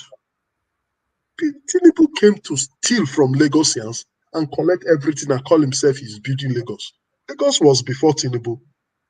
Yes, Lagos was before Tinubu now. How did they build Lagos? I remember now. Lagos was before Tinubu now. That they call those days where Tinubu run, where John people run. Lagos not exist. Lagos was the state capital of Nigeria. Where Abibi be president then, I do 10 million bridge. I've been in Lagos, now Tinubu build up. Now Nigeria money that do most of the infrastructures in Lagos. It was our money, oil money, data money. Before Tinubu come now, can't know how to do tax. Put himself on tax to collect. Begin involve area boys. Is that building of Lagos? They carry a whole street. They begin carry government property. Is that how he build Lagos? Put his wife and children, even bury ground. Why they pay me for his side? wife who dey in charge of bury ground. In a very serene and safe state where things they work, Tinubu suppose don't go, he suppose they jail now. A man that single-handedly said, I put the president there on my tongue. A man that Bullion Van was seen with Bullion Van in his house. That is too much money. It's a pity. It's a very big pity that a lot of people, you see that man that was talking, sorry, I'm not trying to laugh at certain people, but they talk like Auchi people. I hope it's not from Auchi. The way he dressed and the way he was talking, their voice, that's how they talk. I saw some of them see they do something like those other set of people. I noticed say most of them, not be all of them, but that's why I first apologize. It can't be all of them. If you see many of them, this is how they talk. That's just the truth. They prove they think they're educated, but most of them are not. They are no problem. I'm Muslim. They have plenty passport there. Okay. So it's a pity. So I want to say thank you to Grant again. He did it again, Grant, for another one. Thank you very much. So it's unfortunate. It's very unfortunate that this is where we are today. But just like Dilly have just said, Father told me, he did it. I don't need to talk what he has said. All listen to him. He laughs. He laughed at them. If not be say, shame still let some of them come on national television to say, I'm APC. For people when they say they're APC, I have not seen them come to this program to challenge us. Let them come and tell us what they have that will make us vote for them. Since they came into government, Nigeria has finished. Nothing works. Stop. Okay. When I won't forget, say one time the Uvu Dove don't fly. Dove on the Independent Day, he don't fly. They push up for where he did ground. Since APC came, everything abo. The few things they want to use now are the things they took from Jonathan. Now the second Niger bridge. Now Jonathan, almost everything now from Jonathan, apart from cow, apart from the ranchings and the cow and all. That is the only achievement they have. Thank you very much. So we'll give the audience, the panelists, time to deliberate on this, and we will be calling on the very first person on the panel today, which is Oga Collins. Oga Collins was the very first person today. So Oga Collins, thank you very much. You can talk to us. Yeah, good morning, Mr. Lefty. Nice to see you again, and good morning to Mr. Niger Watch. Thank you. Good morning to everyone in the panelists, and good morning to Nigeria entirely. And I want to use this opportunity to wish each and every one of us a Merry Christmas in advance. It's already Christmas here already. So I want to thank you, Mr. Niger, for this year. You've been giving us opportunity for us to air our view and also to say our mind, which is very important, So I say, may God continue to bless you and continue to bless your media. Amen. What I want to say is there's a song that we used to sing before. At least everybody here knows this song. I can see everything turning around, see everything turning around, see everything turning around for our good. So most things that is happening in Nigeria, I think things are turning around for our good. Things are turning around in different ways, in different sectors, in different variety. Things are turning around for our good. Things that are not being used to happen in Nigeria are happening these days because of, I think you don't need to search more. You don't need to, pray more because the time have already come. So the way things are happening in Nigeria, if you have faith and you believe in God, you can see the results. When God promises people that I will push you to that land which I promise you, I think the time have come for Nigeria to see that promised land, and that promised land is now. So everything is happening for our own good. So I want to talk about Kingsley, the deputy central bank. I think the man I agree with some things he said and also disagree some certain things he said. When people like Kingsley Moghalu come out on television, People wanted them to remain positive, not maybe being negative. Because if he believed in what he preached, this is the time Nigeria needed him. He knows what Nigeria need. He knows where Nigerians are in their view. This something that you believe that you've been working for, you've been working hard. You want a Nigeria that will stand up and demand for their own right. You want a Nigeria that will wake up and say, this is how I want my leader to govern me. And that Nigeria is happening now. So what are you hiding?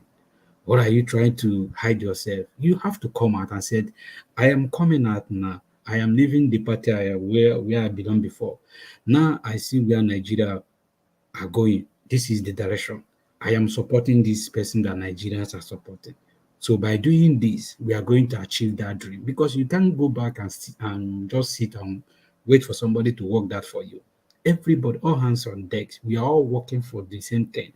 So if you believe in this Nigeria, in this good Nigeria that you also prophesy, it's time for you to come out from that your COVID, because you don't need to hide them, because you are still playing politics. That politics you are criticizing, that is one thing you are still doing. You have to come out because you know exactly where Nigerians are going. So if you use somebody like you come out and said, I am supporting Peter Obi, I think moving in this direction, we are going to get this new Nigeria, because I see this is where Nigerians are going. People, even most of your supporters will say, yeah, you understand, because of this you have said, we are following you. But you keep trying to play this politics. I want to step back. This P2B is not giving anybody money. P2B have changed everything about politics in Nigeria. P2B now, Nigerians are invested. Like he talk about the Nigerians are not giving their 1,000. I'm challenging him that Nigerians are giving more than their 1,000. I know how much I have invested in this election. So him talking about that Nigerians are not investing, we are investing now. The time have changed. Nigerians are investing their money, investing their energy, investing their time, investing everything. So I think for somebody like him with that kind of mentality and that kind of learned somebody, he should come out and said, I am endorsing P2B because this is where direction Nigerians are moving. So for him to say, I want to step back, I feel that Nigerians are not ready. Mr. Kingsley Moghalu, Nigerians are ready. And that is why we are coming out to take our country back.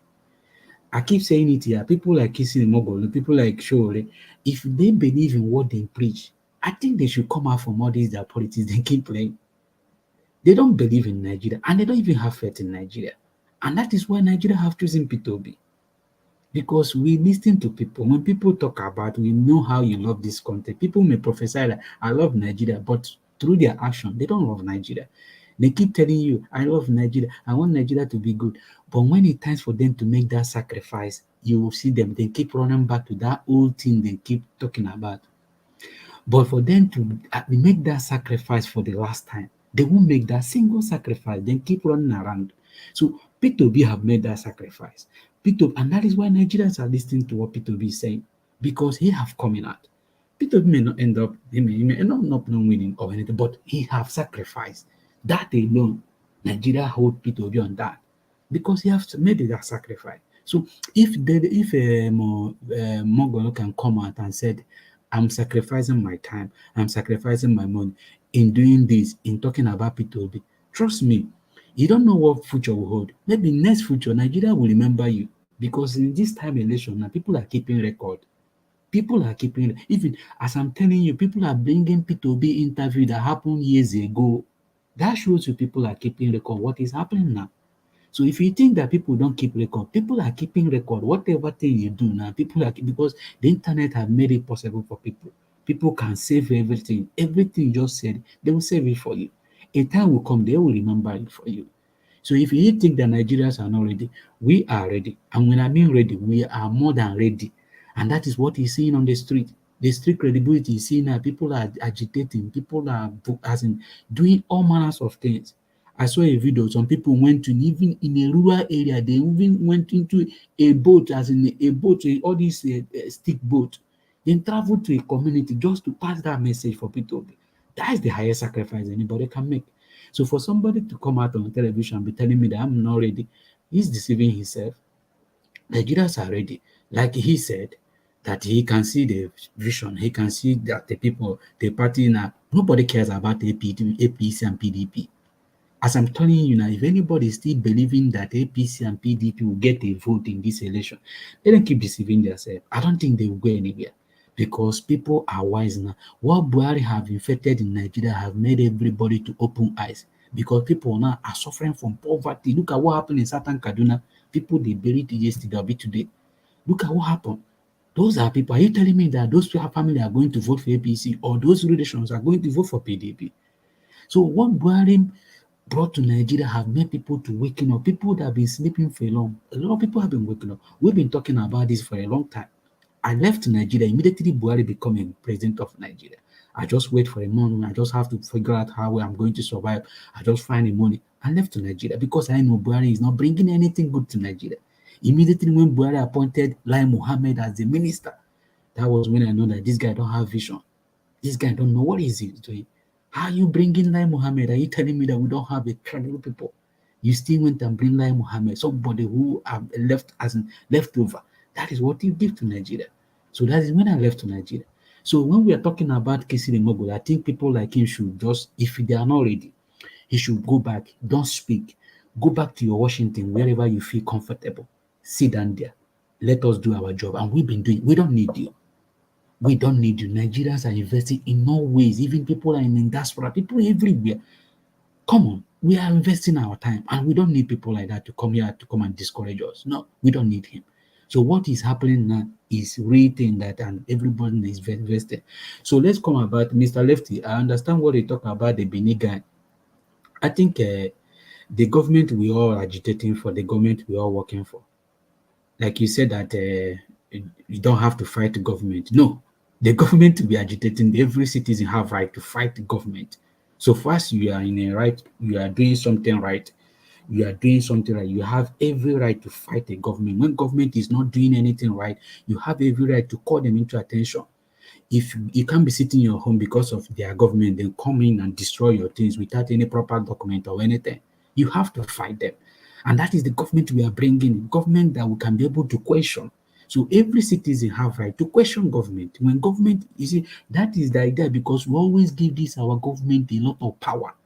Because we in Nigeria give them a lot of power, and that is what they take us for granted. Because we respect our politicians, we feel like they are God. If me and you can question when a pastor preach in a church, if we can question God, why can't we question a government? When government doing something right, you have a right. So far as you are you are doing right, and you are what you are doing is right, you are not doing a wrong thing. You have every channel to question government. That is why government are there. So we can't be keeping our fingers and said we don't have to. The young man, if the young man property is in the right channel and the very documented area, I think he have every right to question the government. But when he maybe is in a wrong area, I think he don't have any right to question government. But when he is in a right sense, or maybe the document, everything is being documented and very sealed, I think he have right to question government. So we shouldn't be, when we have this opportunity to question our government, we have to, because we are governor, you now went around demolishing people's property. Who does that? So I think no, that is not the only property I've demolished though. Since this governor is in fact, as we speak right now, is still demolishing a lot of properties in Edo State. I am telling you. So when we give people right, say that Mr. Kabaka don't have right, or maybe shouldn't have right to speak to the governor. No, who is governor? In natural yes, sense, let me quickly meet you up here. You are misunderstanding. I'm coming. Yes, I'm you coming. are misunderstanding my. I understand. Before you go, because it's still your time, it's you I'm responding to. The governor has a lot of immunity and power. Let's leave that alone. They don't have. They have. We Nigeria give them the power. Listen to me, sir. Listen to me, sir. The governor has his power. You don't need to argue that. Don't argue that, sir. The people have their power because they are representative of the people. And the people give them a lot of power to act on the behalf. You don't need to argue that. And again, we are talking about a case of a man whose hands are not clean, threatening the government to fire. And you say a man, you are telling me somebody can question a government with fire to fire? No. When I'm trying to understand, no, that is what you are saying, and that's exactly what I said. You can question government. You have the courts. We have the courts to question government. People can protest when a government come up with anti-people policy. Hold on. There are so many ways for you to comment. Hold on. There are so many ways for you to question government. There are some people who don't have money to go to the channel, maybe to go to a court to question government. They have any. Then you have to tell the government you are a fire, you are a goat. Come, I will kill you. Come with the people. Hold on, Mr. Lefty, please. What I'm saying that I don't say that government don't have power. Government have power because me and you are the government. You understand? But not when government are doing wrong thing and you said that is power. That is not power. Are you supporting his mode of operation? The way he threatened, can you threaten a governor like that? After the open insult, leave the insult. You are threatening a governor that have the security. Oh, hold on. Let him come. You will die. Okay. Hold on. All right. Mr. Collins, please round up in 30 seconds. Okay. So what I want to say that hello, sir. Please, can I just interject a bit? Interjection. Yes, no, go ahead. Okay. You can say something. Say what you want to say. Thank you, sir. So I think Mr. Collins is right because I can tell the government you are stupid, you are this, you are a bastard. But the case was still in the court. There was an injunction that said that okay, they should maintain the current status quo. No action should be taken. So it just shows that there is no government because that Obasa case, just going to destroy the property was not correct. And so please, Mr. Tony, you to come back to your turn, but let me quickly add to what you said, Mr. Tony, and also to respond to our leftists before Mr. Collins will finally round up in 10 seconds. Leftists, according to what Mr. Tony just said now, I would like to take you back to what happened in France. This have happened twice now, where a citizen, slapped the president of France. Did you see they jailed this person forever, or they demolished his house, or they killed him? Can I answer that? Yes. Yes, I will answer that. That was a one-on-one reaction. There was no problem between him personally and the citizen. The citizen has a right because it was mind you, this is France. Hold on. Can I say something? Hold on. This is France.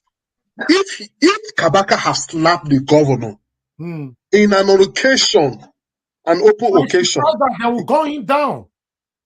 No, in Nigeria, yes, they will gun you down. In Nigeria, they will not gun you down. They will arrest him. No, they will gun him down. Tell me it's not possible. They will gun him down. It's not in an open. Can I say something? Can I say something? Keep people elected to get talk less or say you slap governor. No, this is a different ball game. What the example you give? Mr. Leftist. Yes. Mr. Leftist, can I just say something? Why are you allowed, Machiavelli? Why are you allowed to interrupt and Mr. Tony is not allowed to interrupt? Why? No, when you get to your turn, Tony, because we also want to interrupt too. Yes. What do you mean? Hang on. Everybody hold on. Everybody hold on. Everybody hold on, please. But the thing is, why do you have to single me out? Everybody hold on. Machiavelli talk in 10 seconds, please. No, I just muted everybody. I want to clear something. Yeah. Madarita, we allow Tony to interrupt. When he finishes, that's when we came in. Yes. And as we are talking now, Israel want to come in. So we allow Tony. It doesn't like we didn't allow Tony. So that was really not true. It will be given to you as well. 10 seconds. I didn't say but the thing is, but the fact is, let's be clear here. Why must you single me out? That it has to be, why did I have to? There was a question being asked, and I don't want to respond to that. I have no business with that. What I said was like, listen, because I like you now, that's why. You're my brother now. I understand. Because you like him. He's always a man. No. This is I've not business with any. Like you, just maybe you are come up for this program. No. Rita cannot tell me. He's my sister. We can only agree arguing based on the fact that this has to be government. When it comes, also, it remain 1 second. Okay, no, now I'm going to address that. We're not fighting. People might think we are fighting here. We are not. It's my sister. We're arguing based on this is government. When it's at home, it's my sister. So what I'm trying to say here, there was a question being asked. That somebody you don't like Obaseki and Kabaka now skin brother and skin. Now two company now. No, I'm not. To me, when anybody's wrong, I'll tell you when you were wrong. When you're right, I'll tell you when you're right. Just go straight to the point in 10 seconds. It's not your turn. Okay. The point is, there was a question asked that if a citizen slapped a president, that I can tell you that man actually went to court, and he was actually, there was a court case there, and he was charged with an assault. That's straight. He was charged an assault. That's an assault. Yes. So whatever it is dealt with, it is not the judiciary to interpret it, because it's not in the Macron to do anything. So it's an executive, it's a judiciary there. Can that happen in Nigeria? Can any citizens of Nigeria slap a governor or a president? Yeah. The fact is, this is why we're trying to operate a democratic system. In that case, that person will be arrested and will be charged to court. It's a democratic process. It is practicing democracy. That person will be shot dead. That person will be shot dead on the spot. When you flouted court orders, the government practice democracy. When it comes to my turn, Tony Kabaka slapped Governor Obaseki, that will kill him. So, well, there was nothing like that. Mr. Elvis. Mr. Elvis, we're gonna move on. Let me just quickly put this. There's nothing like in case of something like that, an assault or anything. This is just a civil matter that was being dealt by the court. All this asking me is Obaseki practicing democracy. When it comes to my court, are you aware that the case was in court? That's what I'm saying. There's a two different. There's a two different things we are arguing. Listen, my brother, you can be using languages. I don't use languages. If you want to talk to me democratically, you talk to me democratically. If you don't want to talk to me, then that's fine for you. That you're entitled to your opinion. There's two things you said here. I'm trying to clarify something here. There's not an assault in their matter. There's a civil case. It's different from an assault that was happening in France. That is what I'm saying here. So anything you want to talk about democracy, that is on your own. It's your own business. But my own is here to differentiate between two of them here. Thank you. Okay, good. Yes. Before Collins continue, Collins, we are not saying you and the governor is correct. Listen to me, sir. I just want us to clear this perspective. If you watch what we said, we went to say that the man coming to threaten the governor, pouring insult is not a problem, but threatening the governor, a chief security, that if he dare come, that alone is enough for the governor to say, you are threatening me, I will come. And moreover, if you don't know the story, they know themselves.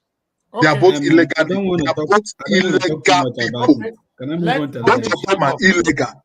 Illegal. They've done a lot of illegal things together. So they understand the illegality of the case. Let's all this round up so that others can speak to us. You can round up, sir. Mr. Lefty, can we forget about this issue? Because I have said my own. One thing I know that we Nigerian citizens have given our leaders so much power, and that is why they are doing whatever they feel that they can do.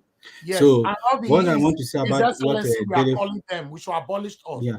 What I say about Dele Fatoris just said is just because the same thing we are talking about, and that is what we are trying to bring this change so that we don't have to have all this loose and to keep causing mayhem to our citizens, because those are the people that APC are using, because those are the same people they keep bringing. So I think that because I believe in P2B administration, all these such people, all these people you see, all these Abu, all these criminals will be eradicated.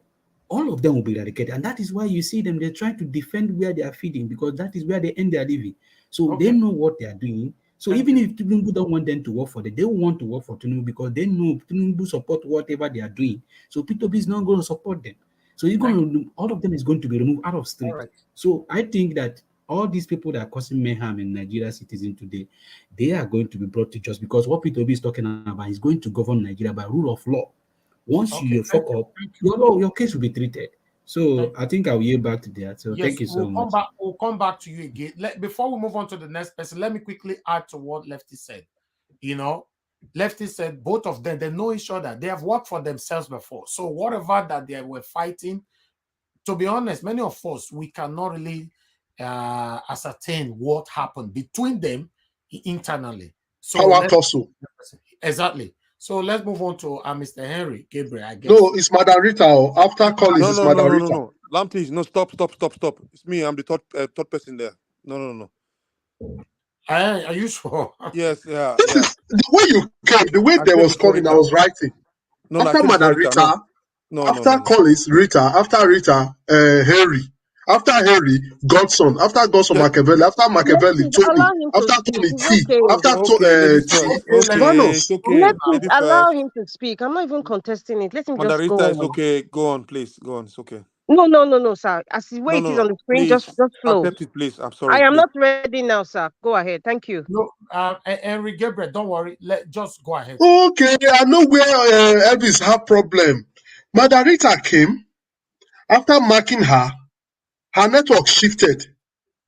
She came back again. Okay, can I go on? It's okay then. Yes, she said she accept me. Sorry, madam.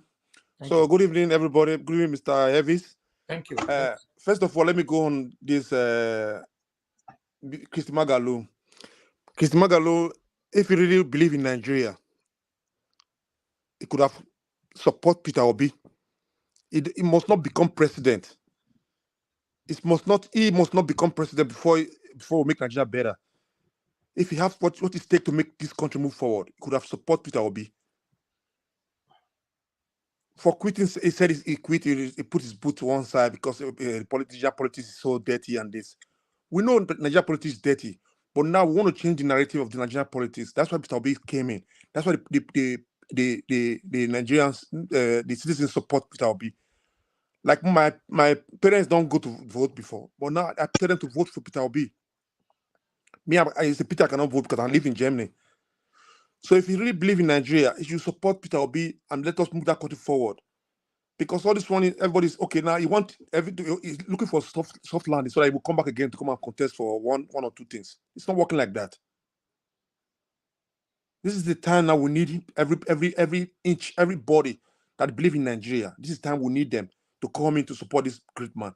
Because look at Peter Obi. He's the only president candidate who don't insult people, reply people with insultive words. He hits the nail.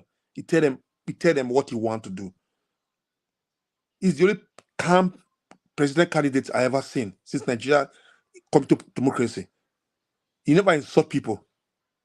So it's time for him now to come close to this man and make sure we make this thing right. Let me go to Tony Kabaka. Like Tony Kabaka issue of it in. I remember when we were growing up during June 12th. We were growing up. I don't think Tony Kabaka come around in June 12th then. I don't think so. He's hot, but I don't think he came out then June 12th to fight against Babangida government. No. Who gave them this right to rule in Edo State, to become the godfather of Edo State? Who? The people, the politicians, Oshomele and co. Make people like this to talk in public in Edo State. People like this don't talk in Edo State. You keep them, dig hole, put them, cover them. That's gone. The name is gone. You don't need to waste any bullet or knife, whatever. You dig hole about 6 feet, throw them inside, close the door. That's the bury them alive. That's it. The governor Obaseki have no right to destroy somebody's property when the case is in court. Governor Obaseki live in the US. You know how it is. The law goes in the US. They don't behave like Agbero. He behave like Agbero there for destroy his own property because he insult him or whatever they have. No matter any grudge they have, the court have the right to say, okay, yes, this land belongs to government and it's illegal. They should destroy it or you have to compensate him in a way. Not to destroy a complete building like that. I do not support what he did, but I do not support when Kabaka was ranting to insult the governor. But here we insult people, we insult politicians here. We insult. If you want to sue us, go to civil court and make a case. It's not for Governor Obaseki to come in to say, okay, because of he's the governor of the state, because he's the whatever, he have to destroy his building like that. It's not done anywhere in the world. Yeah, Our councillor, they insult him. They throw some strings, oil, throw on him. Nobody do anything. They will arrest him. They will leave him again. They will charge him. The man will say, okay, I don't want to charge him. Sometimes they will say the case the court will charge the case out. But in Nigeria, you don't try such thing in Nigeria. They will kill you. You think they will slap Governor Basaki before you move? They will shoot you. Sorry to use that word kill. Sorry, in this program, they will take you. They will just condemn you at that moment. Huh? We should try to follow the law, because there's no law in that country. There's a law, but look at Obaseki now. Who says the governor of a state? He don't even follow the law. The court said he should hold on, he should not do nothing, but he still went ahead to destroy these things. Huh? Where they say who's Agbero now? Tell me who's Agbero? Kabaka and Obaseki. Who's the Agbero yet now? We supported our Obaseki because we think he's civilized. But the way he did to Kabaka issue, it's uncivilized. I'll call it uncivilized man. You know? Hello? Hello? Yes, you are still the one talking, sir. Okay. Yes, my brother from Germany. You are very right. In Germany here, yeah. Let him go on. No, I don't want to help him out. I want to interject a little bit, because in Germany here, if you throw something at a councillor or a president, they will go examine your brain, whether you are mentally derailed or something. They don't beat and you. then at the end of the day, the guy can say that he's unemployed, that he lost his job, that he has no money to eat. So then they will not say, okay, the government is the fault. Mr. Tony, if it happens in Nigeria, Nigerian government are so reluctant and weak, they will not have time to go and examine anybody's brain. Mr. Nigeria Watch, I will still come in here again. I will still come in here again. I will still come in here again. Just give me 10 seconds. Because Tony keeps using this word, because I'm trying to understand that if we are practicing democracy, we should always try to make sure that these people that are talking, they are in a democratic world. Mr. Tony, you live in Germany. Will you go and throw a stone to somebody who is working in the Bundestag?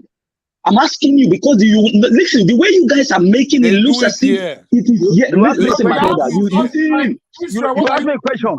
You ask me a question. Even in the UK, is it not happening? We do it here. Yes. Parliament members the other day in London. Only him. What are you saying? He's sorry, Organizer Watch. Please, everybody, hold on. We are not in jungle. Israel, what we are saying here is that it happens in a developed world. Yes. But they don't kill them. In Nigeria, they will shoot you if you slap the governor. That's it.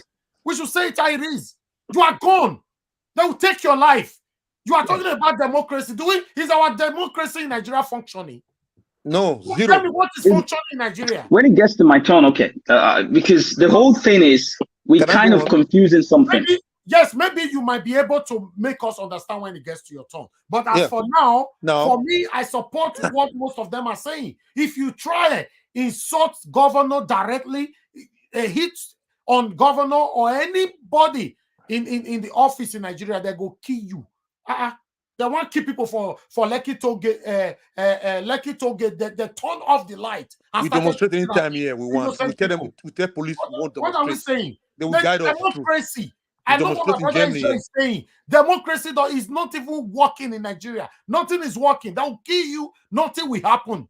Everybody will protest. All the mainstream medias, everybody will lament, talk, hashtag everywhere. At the end, go end. Tell me, CNN intervened on the killing on Lekki Tollgate.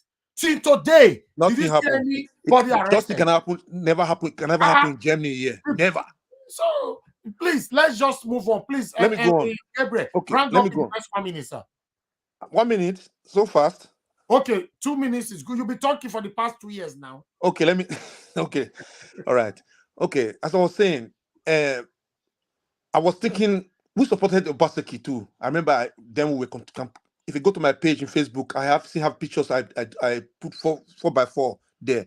I didn't know it's going to become like a godfather. He's doing like a dictator now, destroying people's property like no tomorrow. Instead of destroying these people's property, why not settle them? Use these buildings to give orphanage or give people who don't have houses or government workers, pay these people some to compensate these people who build house on this government land. Why destroying this thing? In the civilized world, something like this will happen. They have to be where they can settle things amicably. But Obasaki, I was thinking Obasaki is a civilized man, none that is behaving like Agbero. Who gave him right to go and destroy this man's property? This is what I'm trying to say. When the court said, hold on, the court is seeing case. The case is seen in court. Like here in Germany, when the case is in court, nobody will do anything. You will be doing your normal job, doing everything.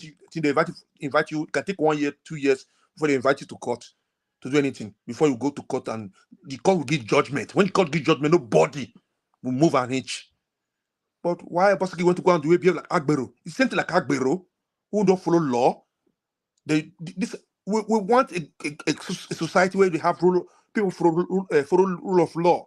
Like here in Germany, anybody who's in this program now, we live in Nigeria, you will not understand what we're saying. As they travel to Western country, they know there's law there.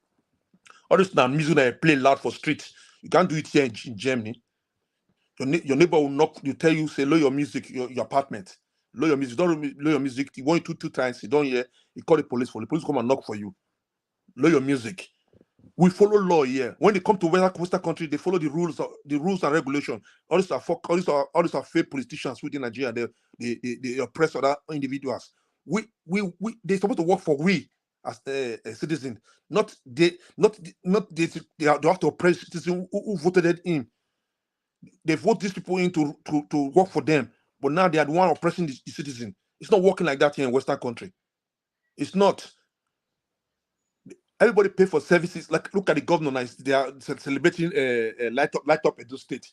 Street light. They celebrate street light for street Edo State.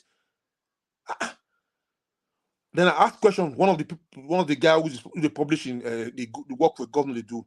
Then I asked him, what about the household? Why there's no electricity in the household? All this area dark.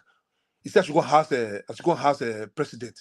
I should go house this. Then I said, then who will I ask when I have a public situation of my state, like in my state? Who will I have? I'm supposed to ask the governor. The government page, I wrote a message there. Why they don't have people don't have light? They have street light. They are celebrating street light in this 21st century. That's why we want to vote Peter Obi, so that everybody will follow the rule and regulation. I remember when the Jabon was the president, his former military governor, Jabon, when they were there, Buhari and Jabon was president. There's a law in that country. Okay. Environmental sanitation. They were doing environmental. No fighting in the streets. No noise pollution. Then things was in order. Nigeria, if they miss Peter Obi this time, we'll go to military rule. That will be better for that country. Thank you. Thank you very much, Mr. Henry. Thank you. Okay. Yes, Mr. Henry, thank you very much. Well, I thank you for joining us. We are glad you are part of us. I want to draw your attention to anytime there's an altercation, as it just happened. Elvis called on you, and I said it's not your turn. We would have respected that instead of telling me no, I shouldn't. Okay, I'm sorry for that. I'm sorry. That is not quite right at all. I'm sorry. No, I'm sorry. Thank you. So, Madam Rita, please talk to us. Thank you. Good afternoon, everybody. Thank you. Mommy Diaspora, Merry Christmas. All protocols observed. No. If I say Madam Rita don't already the Tokyo, because I feel that from the inside that audio. Christmas turkey don't start for your side this time around. I don't eat turkey.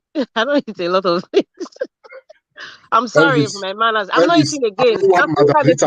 Just allow her talk, make she go. Okay.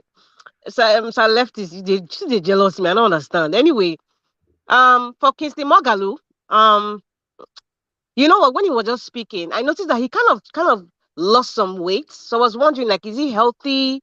Is he really okay? You know, he's in the US right now. Is he for medical, or he just want to get away from the Nigerian Hula Balu and all these games? You know, sorry. I was thinking of the same thing. I don't. Yeah, like, is there something wrong with it? Does he have high blood pressure or diabetic, or because of the stress of being in politics, it just affected him because You could see he said something. He said, I am running for my life, not like running like a sprint. I mean, he's not running for president anymore.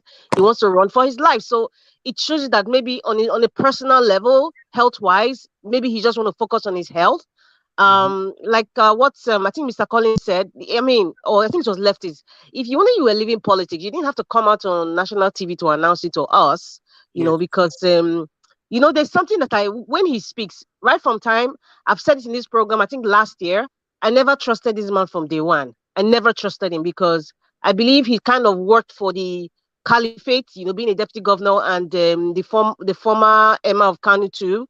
They worked hand in hand, so a lot of things happened. So I've never really trusted this man. And since he was contesting with Fela Durotoye, I think it was 2019 election, and they were supposed to get like a third force or something, and there was this squabble between him and Fela Durotoye. I mean, none of them didn't want to drop down, they didn't want to step down. At the end of the day, everything crashed. So anyway, I would say Professor Kingsley Moghalu, I think he's suffering from what I just coined the professor syndrome in politics. And the likes of him and the likes of Soludo, they shouldn't be in politics. They should be in the university, or just on the sideline, observing and bringing out their analysis, whether we want to believe it or not. Because I could see that he was very careful with his comments, so as not to be bashed by the public, just like Professor Soludo of Governor of Anambra. Because I could see some little tones here and there, Sometimes he wavers towards saying that PDP and APC say they're two phenomenal parties, in Nigeria that has all the weight and the money. But okay, it is good that Labour Party is coming now, to stir up things and to make them work. What are you trying to tell us? You're trying to tell us that you still have faith. I mean, because you have your friends and your allies in APC and PDP, so you just want to sit on the fence now and just get away from the circus that's going on right now. So I'm sick and tired of this kinds of game with people, men in suits that call themselves professors, and they come out and they speak and they think they're actually making some sense. But in actual fact, they're not really making sense. I mean, take a look at his presentation and someone like Dele Farotimi. In fact, they're not even in the same league at all. So that's why sometimes when you hear some people say, I'm a professor of this, professor of what? How did you even get there? Look at Soludo. You're a professor, but you couldn't even control the way you talk. You couldn't even control your emotions. You're jealous of Peter Obi. Instead of talking about other things concerning Anambra State, you're lying about things, you're covering up about things because you have a personal vendetta with Peter Obi. It just speaks volume when I see these kinds of men. But, I'm very happy because everyone should know that not every man that comes in suit or speaks English or says he's a professor or he has one title is actually really a man. That's just how I see it personally. And I would say that someone like Charles Soludo, I mean, he's suffering it right now. His political career obviously is going down the drain. And this man too, this Kingsley Moghalu, I think he's also following suit as well. Professors are not really good in romancing the electorates. That's the truth. That's just the truth. What's his name? Soludo left PDP and went to ABGA because he knew that Anambra State is predominantly ABGA. Predominantly people that believed in the Biafra in struggle. So that is why he left. I mean, it was so obvious. This was not the first time Soludo wanted to be governor. So he was just playing to the. So that's why he went to ABGA, and he wasn't even advertising an ABGA presidential candidate. So you can just see these things play out with these kinds of men.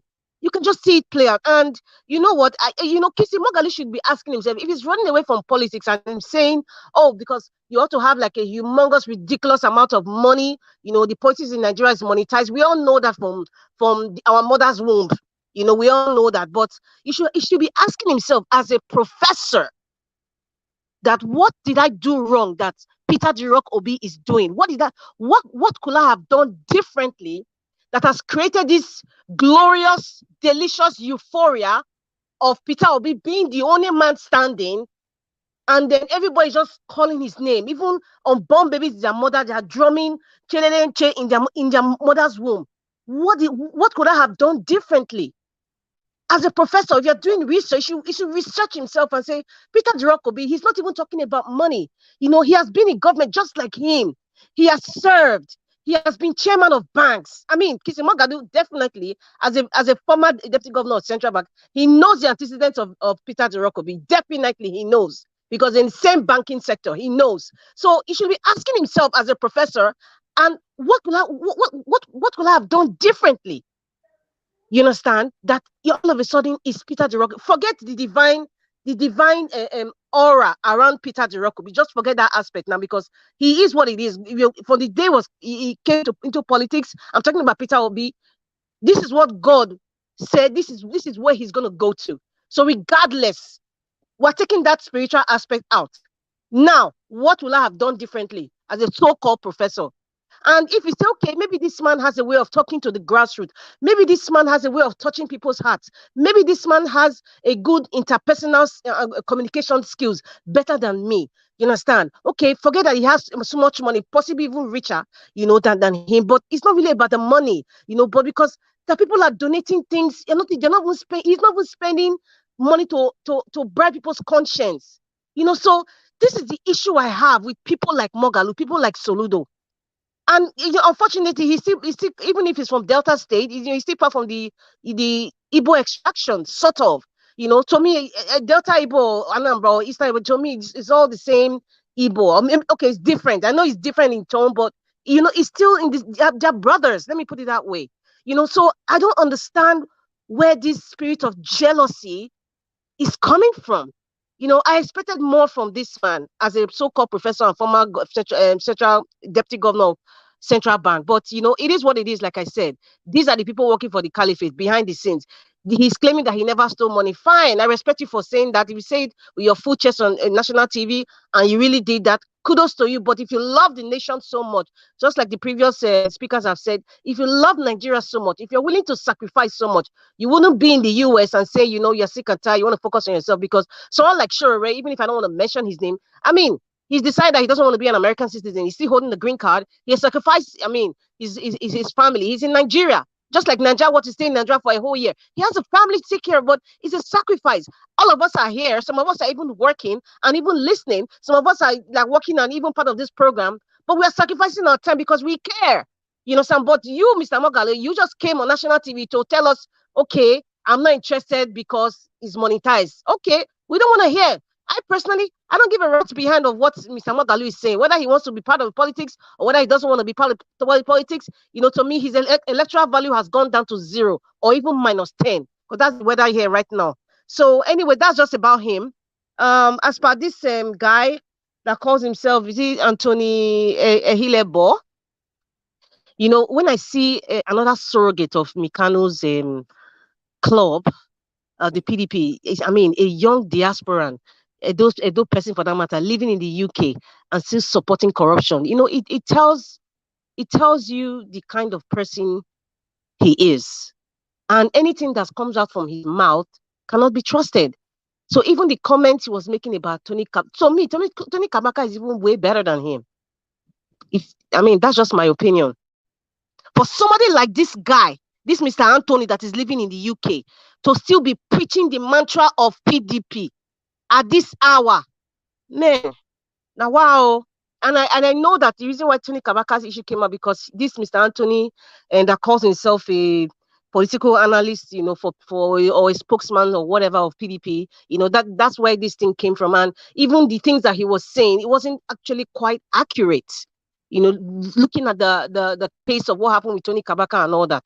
So it wasn't really looking quite accurate. But however, the thing that happened, the video Sir Elvis played, for people that don't understand or know who Tony Kabaka is, like what Lefty said, Governor Obaseki and Tony Kabaka, they are not strange bedfellows. They are not.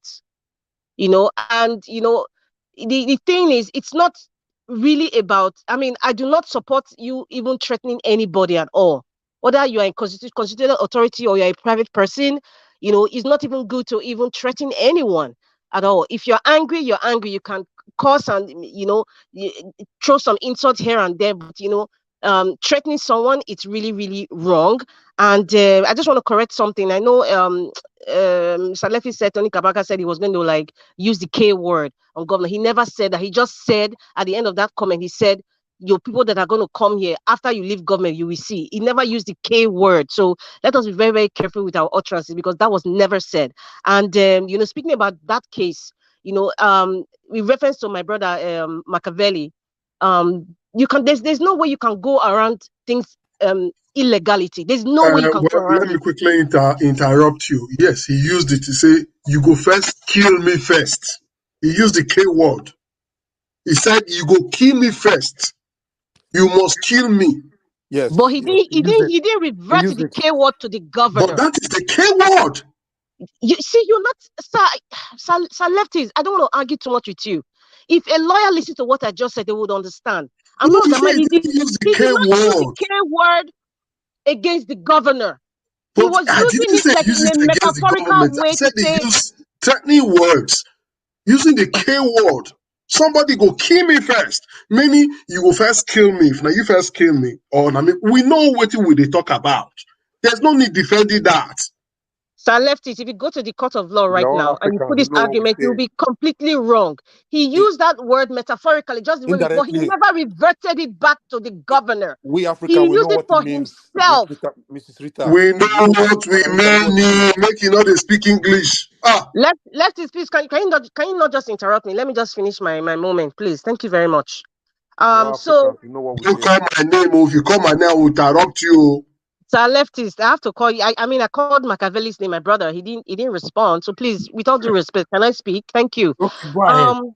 Yeah, so speaking about Tony Kabaka issue and all that, the law is the law. If you're following the constitution, if you're following, the rule of law, and then you have non-state actors and state actors flouting the law in whatever way, maybe their utterances or their actions, like I said yesterday, just like the Nigerian constitution is bolus. I use the word bolus, is nebulous. It's non-functional because implementation is just done haphazardly. Everybody is doing the way they do whatever they want to do. And I think that action of Governor Obaseki, I think he was using he abused his position, to settle a personal vendetta. That's how I see it. I'm not saying that's the issue, but that's how I see it. And that was wrong. Because if you really want to go constitutionally, you will have waited for the court orders. You will have waited for them to do the investigation to find out if that land was really a government land before taking action.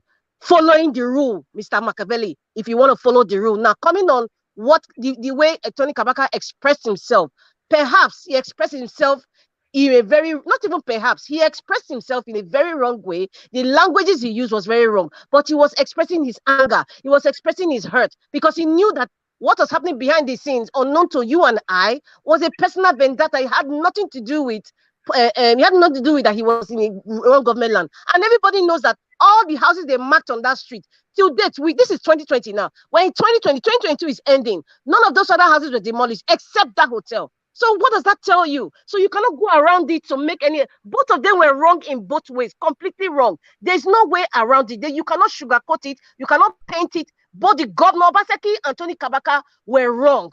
And Governor Obaseki wanted to fulfill his egocentric self by saying, this man cannot insult me and go scot-free. I have the constituted authority to do what I want to do, even flouting court orders, and he did it. And that was wrong. That, just like what Mr. Henry said, who is the Agbero here now?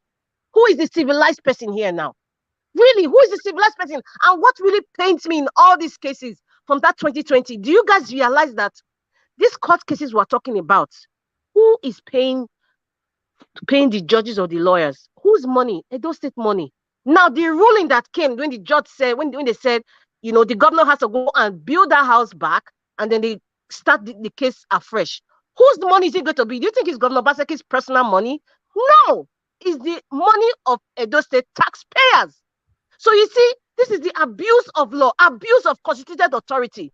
He's abusing it. That's the painful part in all of this. So when they talk about, is a civil matter with Macron and all that, do you know that President Bush, they had a press conference. There's a guy that threw a shoe at him. I think it was, I don't know if it was United Nations or a press conference. A shoe. That's an assault.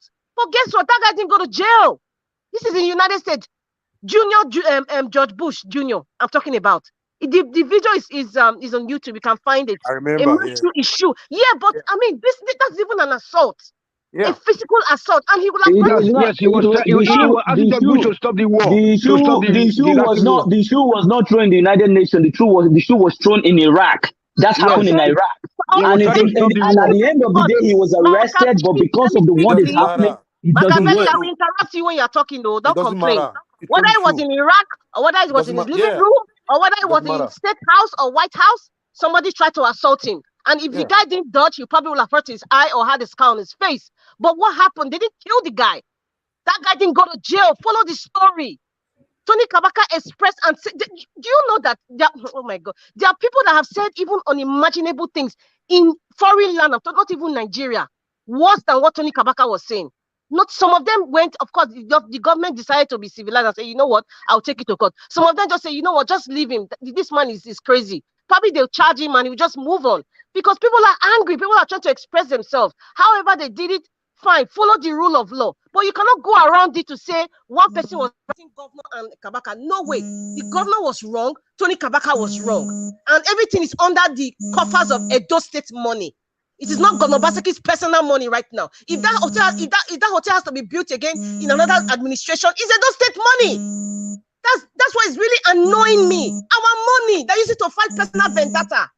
Anyway, let me move on. What was the last the last topic was where's the noise coming from?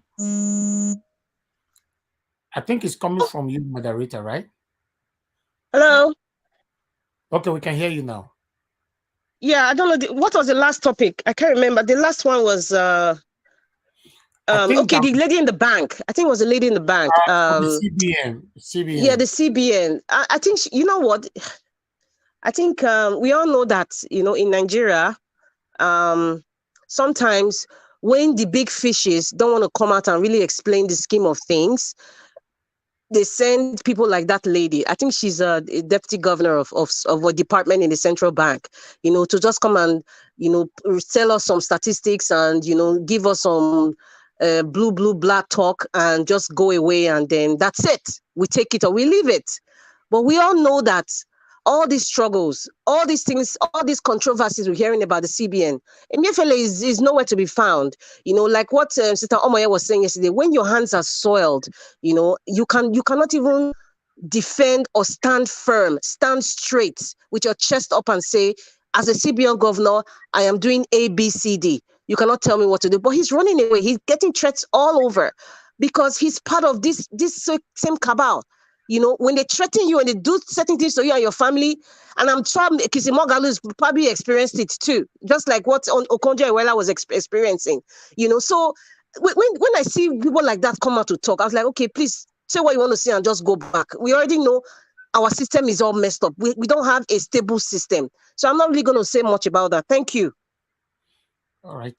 Thank you very much. Thank you very much. Yes, thank you. Just like I would join my voice with Daily Father on that CBN issue. I deliberately did not want to bring that in because it's another matter entirely. It has nothing really to do with our politics of today, bordering on Peter Obi and the rest of the day.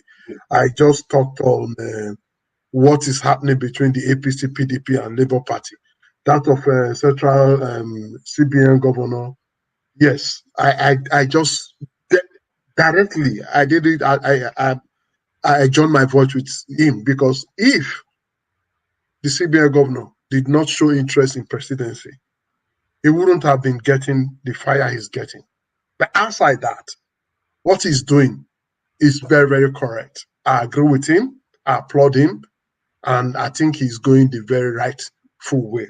It's a policy that many of us will say yes, because it's going to correct a lot of issues, especially surrounding these incoming elections. I think he did very well.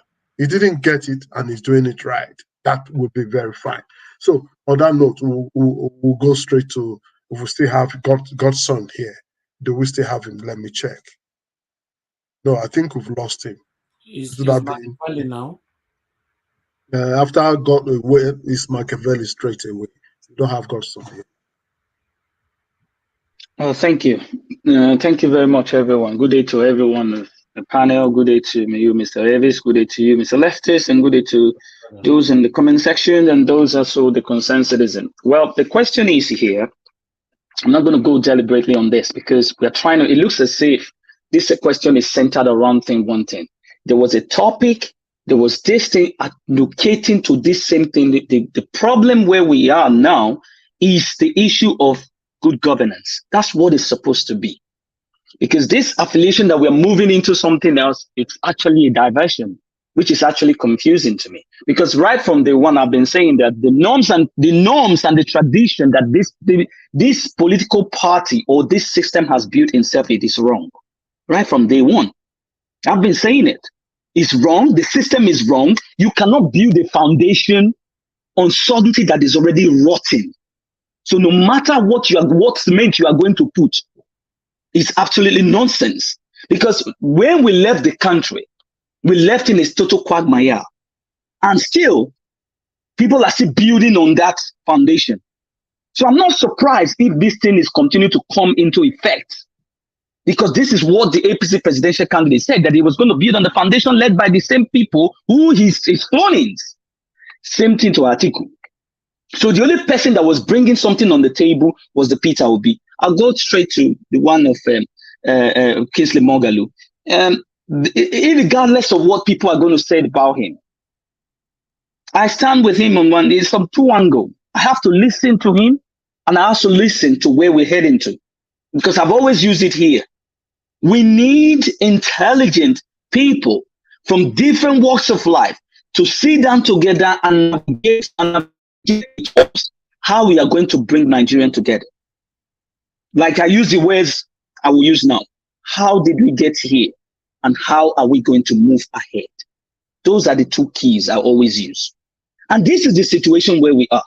It's very painful to me, like somebody like Kingsley Moghalu saying he was going to resign from politics. It's painful because from his own resume, from his own CV, you can tell of a democratic person and somebody who understands what policies are, international policies or whatever you want to call it. Economically, he's oriented. These are people we try to put in together to fix a nation that is already in jeopardy. These are what we are supposed to be dealing with, not issues like this, which is already based on a foundation that has been rotten. Because these are the same people, the Edo people, or anybody in Nigeria built on. Because that is how everybody ran out of the country, because of these people putting the citizens in abject poverty. If you ask this one, oh, we work together, why is he fighting me? Who gave you the right? What have you to do with the government when you are not an elected officer? This is the problem. And we talk about democracy, how everybody's going to attack because it annoys me, because we live in a democratic system and nobody's trying to practice it. And we use it to say, yeah, we want the rule of law. If you want the rule of law, then why don't you start practicing it? Even if it's wrong, put it straight to educate these people that this, what you are doing is actually wrong. Put it straight. That has been my cause. Yes, I don't want to champion something that's going to be, oh yes, we are still going to be building on the foundation. Total nonsense. That is what is enveloping Nigeria now. So people like Kingsley Moghalu should please, we need you. Because somebody like Kingsley Moghalu, Dele Farotimi, Omoyele Sowore, Peter Obi, these are young, vibrant in their 50s or in their 40s or whatever, who are supposed to actually nurture the Nigerian citizens that are already being damaged by the foundation led by these ancestors or this oligarchy that have enveloped us like that of the Bermuda Triangle. It annoys me. I listened to what he said, how Nigerian has been taken from this. They weaponize poverty. He used it before. Have I not been using this thing here? That they weaponize this thing for you and I to always see yourself, it's me and you as enemies. Because that is with their arsenal to always use during political campaigns. But he said it. He said Nigerians were still not ready. He's right. Because this is the same thing we are deliberating on. There are some people who are going to be with these colonies of these people that are using it when you are not elected, you are fighting everybody. Somebody who is a private person knows every affairs of a city, a city. I demand, I have to cut this one, who gave you the position when people are supposed to be elected in such position? Or institution to be built to check, to make sure that these things are in the hands of the government. We have transport, we have Ministry of Transport, we have Ministry of this, we have Ministry, but it doesn't work because we allow a foundation that is rotten to envelop us. And yet some people will still say, yeah, my leader. What kind of leader? In a democratic society? This is some things I want people to think. If you are living in any countries of a democratic system, do you see these kind of things happening? No. So why are we, the people who live outside the country, who are supposed to say, no, this thing is wrong, we need to make sure we bring back this thing? We are still trying to, some of us will still say, yes, we are championing that. I know this one is right. It's wrong. This is what I cry for every day, and I don't support anyone. And I've always said it right from day one. Anything that has not turned, that's not had to tally with the people, I'm not going to be a part of it, whether you're my friend or not. I don't care. You can say what you want to say. But my own is democracy should take its place. That is what Kingsley Moghalu is crying for. Because these are people who are supposed to be nurturing us. It pains me. Look at Dele Faro to me today. He has been a critic, he has been a human rights fighter. What did he do? He said, no, I'm going to set it aside because I want to work for the Nigerian people. This is what I want. And this is why I come here all the time. That I argue that democracy must take its place. If democracy was actually right, a governor will not go and destroy the house. Somebody who is a private person cannot tell you he's not the ticket, he costs the ticket for the whole of the city. How dare you? I'm not the governor, I'm not the godfather, I'm the whatever they call their names. Because we allow this kind of nonsense, this rhetoric to thrive. So when they give you some money, some people some money, they are going to say, my leader. They don't want to see the future. They want to always believe that. That is why you see it is hanging on them now, dragging each other. Like, oh, this is the best. This is the best. You can tell from that man who was speaking for the APC. Look at what he said. He said Peter Obi is cycling himself with people who are going to fail him. Now, looking at what the Obi party movement is, or the Obedient, you can see how a well-structured economy, people that are putting policies, people who are actually, enlightened on how a political system can be. Now, if you go to the other side, it's nothing to write home about. Emilokon, we are the one. I put Buhari there. And I don't debate with anybody. You have to bring something for you, for me on the table before I can debate with you Nigerians. Does that tell you it's democratic? Somewhere you cannot, a place where it's not your own. You have decided to turn it into your basement and said, I built it. So in the other side where you have the PDP, say don't vote for a Yoruba man and don't vote for an Igbo man. They not only understand only me. Is that democratic? So that is why, and in the APC, like the man said, they shouldn't even speak because they have sucked the economy from top to bottom. And their candidate and their president also, who is now the commander-in-chief, said it. The worst part of it, the same person holding their flag is also telling you that this is the pace he wants to follow. Is that democratic? That you don't mind them, let them be talking on social media. When time comes, I will be the one. Is that democratic? Is that not kind of the voter suppression we are talking about? Why not let the people decide on what is best for them and remove this kind of oligarchy? Looking at those videos you played just now, there's nothing there apart from those people who were speaking at Kingsley Moghalu. The other video were just nothing to write home about. Do you know why? Because it does not spell anything like democratic. If you are living a democracy, how many of you have you seen somebody will just be moving around the street? People will just, hey, bow, bow. Have you heard it? Who are you? You are not even an elected personnel. So we allow these things to thrive in our system, and that is why we are fighting each other today.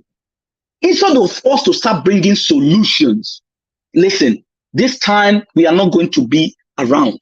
We are going to deliver the dividends of democracy to the people. And I was the first person to champion it here. And I asked anybody to say if I'm wrong. I told you that the dividends of democracy should be given to the people. Let them decide. The other day, the other one was saying that I will tell people who to vote for. Who gives you the right to tell people? I will tell them who to vote for. It's not time. So the people cannot express themselves. Are you telling me that they cannot express themselves? These are the norms that we are trying to nurture. Oh, he's good. The other one is good. Is that what is democracy? If you are building street light, it's none of my business. It's not your money. That's number one. If you are building roads, it's none of my business. It's not your money. But you should also know, like I've always said, a little boy with a funny name will believe that society has a place for him to should be given a chance, because maybe that little boy we are trying to underrate also have an intelligence, the intellectual, to set a pace much more better than what you have produced. Are we not moving forward like that?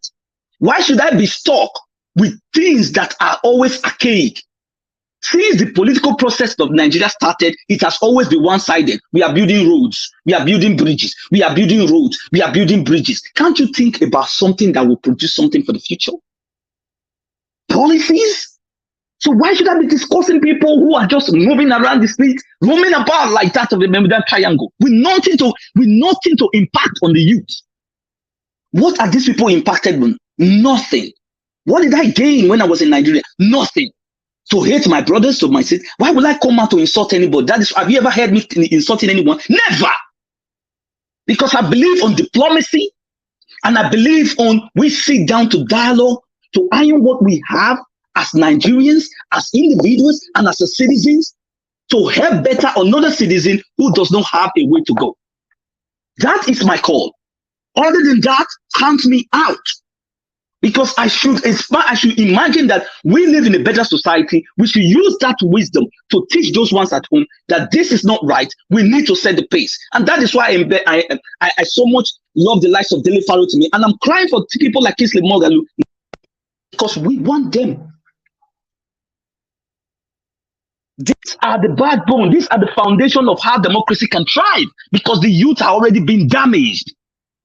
Tell me any youth now you are going to talk about democracy in Nigeria or dividends of democracy. They're going to, when I first started this dividend of them, they were using it to laugh at me here. Am I lying? Mr. Evans, you can tell. They were using it to laugh at me. Israel is always talking about dividends of democracy. What is dividends of democracy? It is the ingredient that is made out of democracy. Good roads, everything you want to talk about. Freedom of speech, fundamental human rights.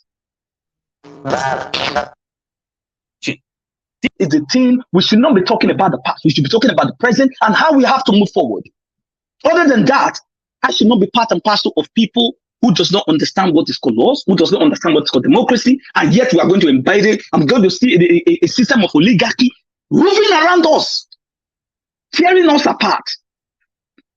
We should be educating them. I said it here. Instead of using the indoctrination they have been using, because what you're saying on the video, that's indoctrination.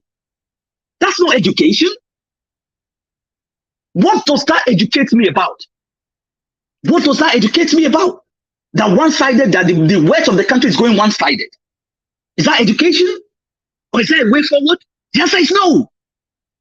So the way forward is making sure that every Nigerian, whether you're young, whether you're adult, or whatever you call yourself, you should know that this is right and this is wrong. And that is why during the Obi Dati rally, in Lagos, there was a little boy, a little girl that was raised up. You said the way he shared the flag, and you saw me here crying because I think about the life of that little girl. What has the Nigerian government invested on that little boy, little girl? None. Okay. Nothing. So this is why I cry. Instead of us getting in these basketballs, why don't we try and set the pace of a good governance? Thank you.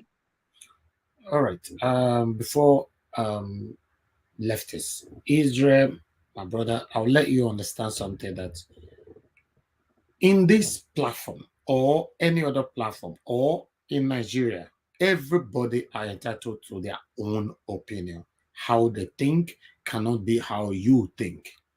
What they want might not be what you want. Yes, I agree with you that we need to talk to them, how they can do what is right. But some people, it takes them time to know what is right, because your own view might be different from their own views.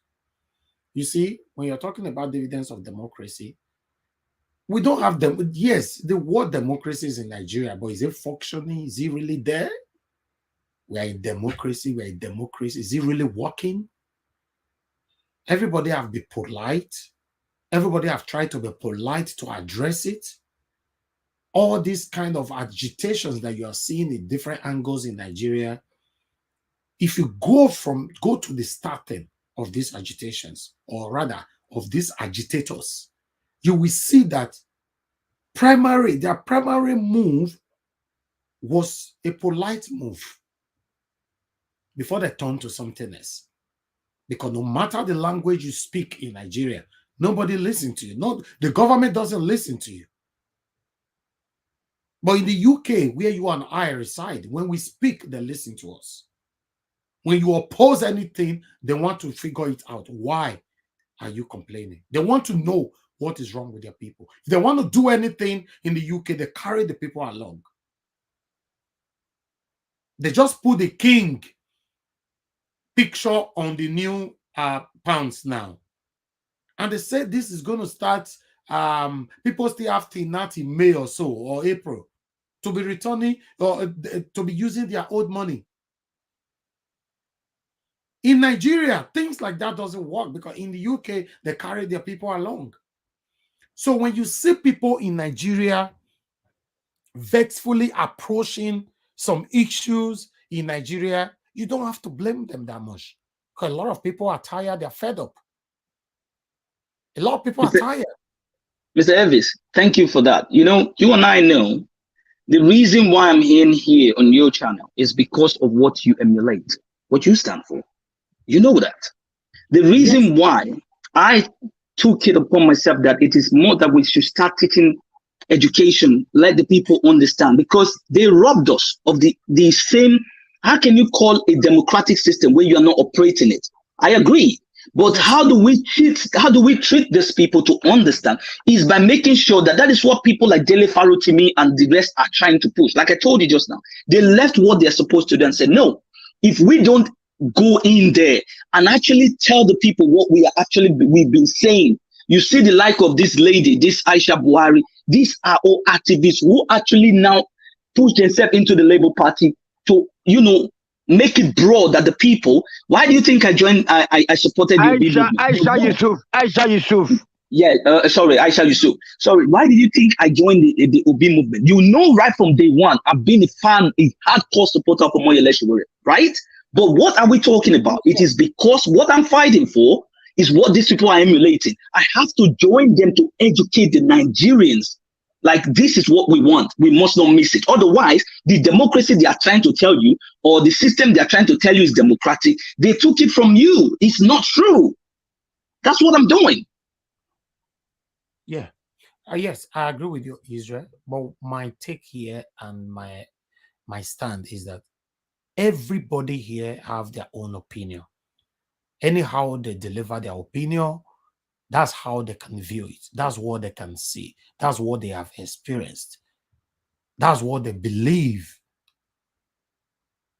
If you see, you're supporting Peter Obi today, I'm supporting Peter Obi, and many others out there are supporting Peter Obi. But everybody are approaching it in a different ways. Someone like you believe on the way to educate people rather than indoctrinating them. It's a better one. It's a wonderful one. Why others might think, no, I want to go in a different approach.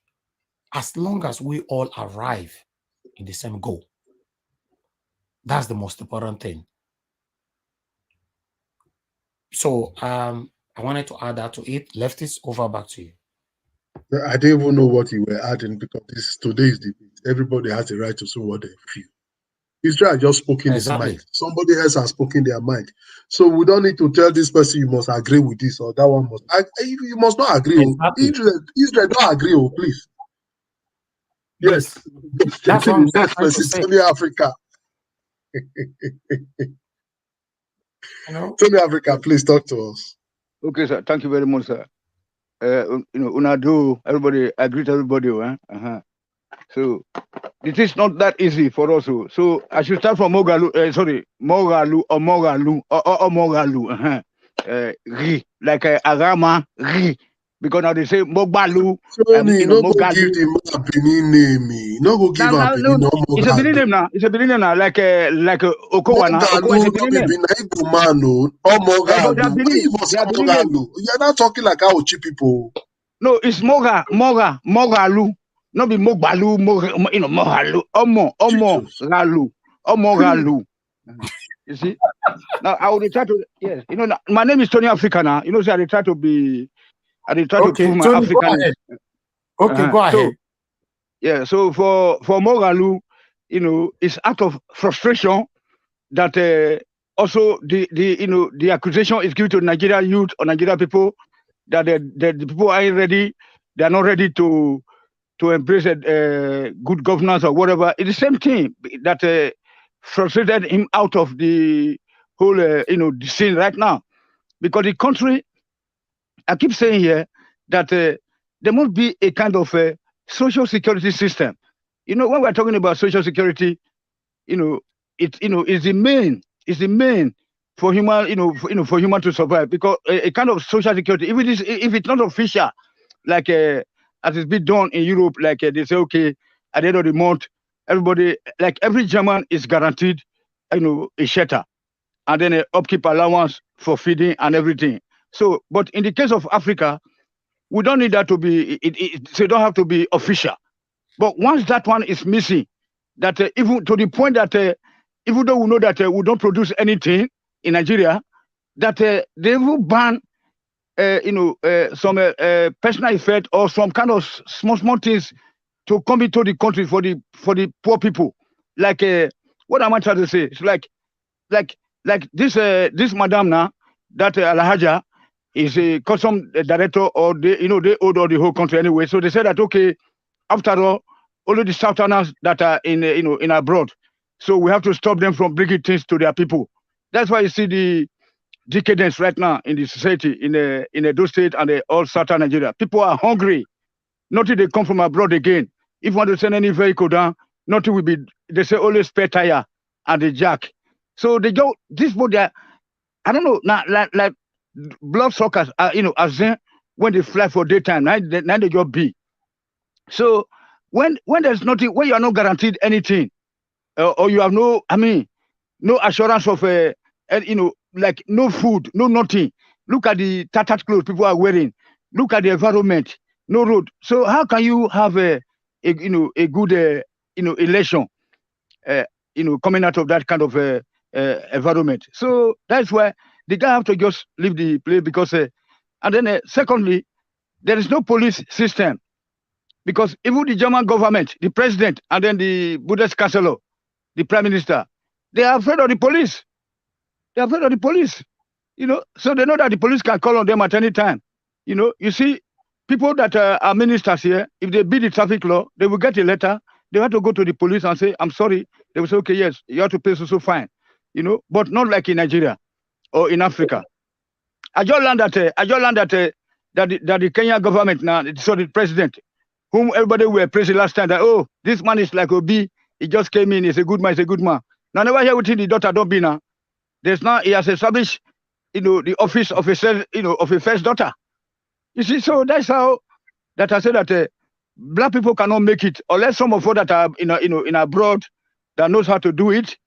Whether we approach it in a radical way, only we can make that change. Somebody like Showore, that landed me now to Showore, So then we don't have anywhere to go regarding that. That's why we say we should stop the election and then try to reboot and see what can we do. We have to think because this election will not produce the rightful candidate as things are going, because people are hungry, people are so frustrated, some people are jumping to the lagoon right now, killing themselves in Nigeria. People are dying. You cannot tell them that not to sell their PVC later just to get. Tony, who do we blame for that? Yeah, then we blame ourselves. So no, blame ourselves. Don't blame yourself. People are jumping in the lagoon. People are suffering. People are being killed. Who do you blame for that? Yeah, I blame the administrators. Then, but who are the administrators then? That's what we are talking about.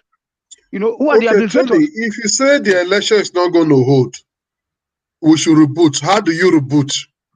And the reboot is that it's like the country is too, as it's currently, current situation is that the country is too big now somehow, because we are talking about electing somebody based, on whether it's ethnicity, region, religion, whether it's a Muslim, whether it's or the other vice president, we should be this and that. So it's already signal the total Mr. failure. Tony, you are not commenting on the videos we display. You've already diverted. No, something that's what I will say that it is what it's a kind of phenomenon that made Moghalu to say, oh no, I beg you, make I go hide my head, oh. And then like Sister Rita also said, maybe the guy is afraid because the other Ghana is already, it's already running away from the big captured, the MFLA. That he is also part of them. That this governor, when the investigation continues right now, it's also going to affect this guy Moghalu, because they said there was a central bank deputy governor before too. So that if a clean system comes in, or if the investigation continues right now, it's also going to affect him, because you see that guy now, that Emefiele now, is somewhere in the USA hiding from being from being arrested, because if they get in, that it's like what Sister said, because he has been part of the oligarchs, and then they have been sharing money together. Now they see him as somebody who start to betray them by introducing all this kind of measure that will make their money to be useless. That's why that now they say, okay, they're not fighting among. They say, hey, why do you have to go and do this? Why do you do this? Why do you do that? That's what is happening.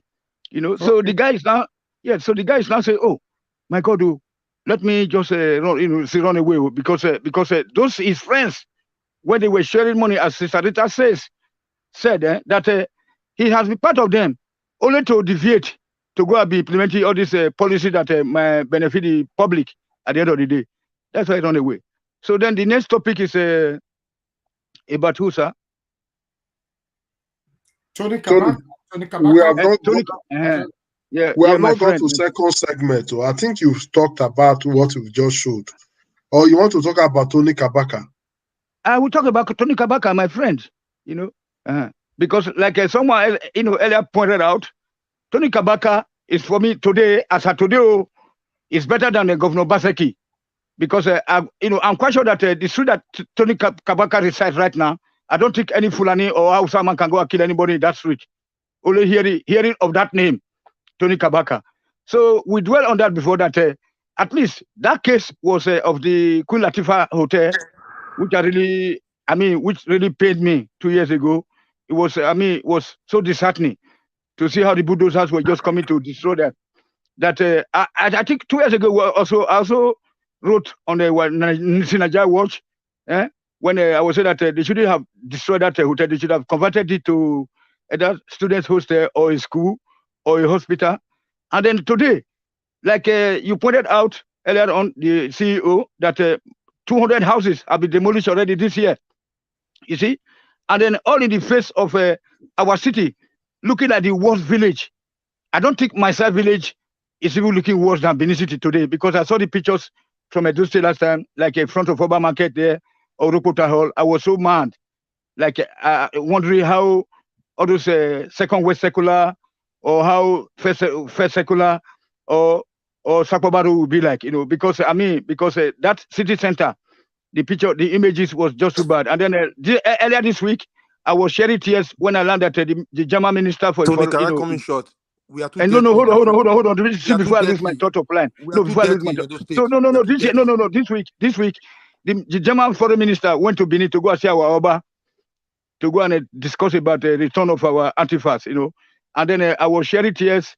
I even refused to be watching German TV station because I don't want to be showing those pictures of the rotten Benin City, a city that is be talked about in Denmark, in Australia right now. Oh, Benin bronze, Benin artifact to be returned. But look at that city that these foreign ministers are going to say. I don't think they will even spend more than 10 minutes with the Obas. All right. Tony, you are diverting. That's not what we are talking about. Yes, Tony Kabaka now. Tony Kabaka. Yes. Tony, sorry, I don't think you have to use the word rotten Benin City. That is an insult to me sitting here, and I don't know of others. Okay. I think that word was too expensive for you to say rotten Benin City. Take that back, please. Take it back. Okay, but we are too dirty. We are too dirty in that state. We are too dirty. I will take. Okay, I will somehow take it back 50% so that I don't because I'm also from there. but it's a pity because when I heard that the minister was going there, then to Tony, so that brought me down to Tony Kabaka, that other development should have been kept. Like the other guy from Germany submitted that those houses shouldn't be demolished, they should convert them, or ask the people to pay some fines, to pay some fines. And then, then Benin State will be looking better than, as it's looking today. Okay, let me tell you guys, there was once upon a time a library there, they destroyed it. Our hospitals have been destroyed, everything's been destroyed. And you look at those pictures, like if you are going from Oba Market now, from Oba's Palace there now, if you are headed towards Ekewa Road to Siluko Road, I just wonder how that place will be looking like right now, like MDS there, or MDS, and then this Y junction, Siluko Road to the right side. Talk about and then Tony Kabaka, you are diverting again. So Tony Kabaka is a great man. You know what I'm saying? So it is the politics that they are playing. He did not disobey the governor. So it was just lamenting, and then nobody that somebody want to come and destroy her that you'll be laughing or taking it slowly. So he has got it right. So in a sane society, they would have taken that case to court, like George Bush case, they took that guy to court, like Macron's case, they would take it to court, and then they will make, emergency courts are around to be able to try those cases. The case was in court. Yeah, the case was in court, but Obaseki said no, that he is the Alpha and Omega. He went ahead and they destroyed the place, and then there's no repercussion for him. Anyway, that's Tony, what brought up. That's what brought up. Tony, thank you. I don't expect you to. I don't expect you to say something different because, after all, Tony Kabaka is answering the same name. Probably you are. No, like Tony. No. I didn't like him before. When he was an Agbero. But is he a set now?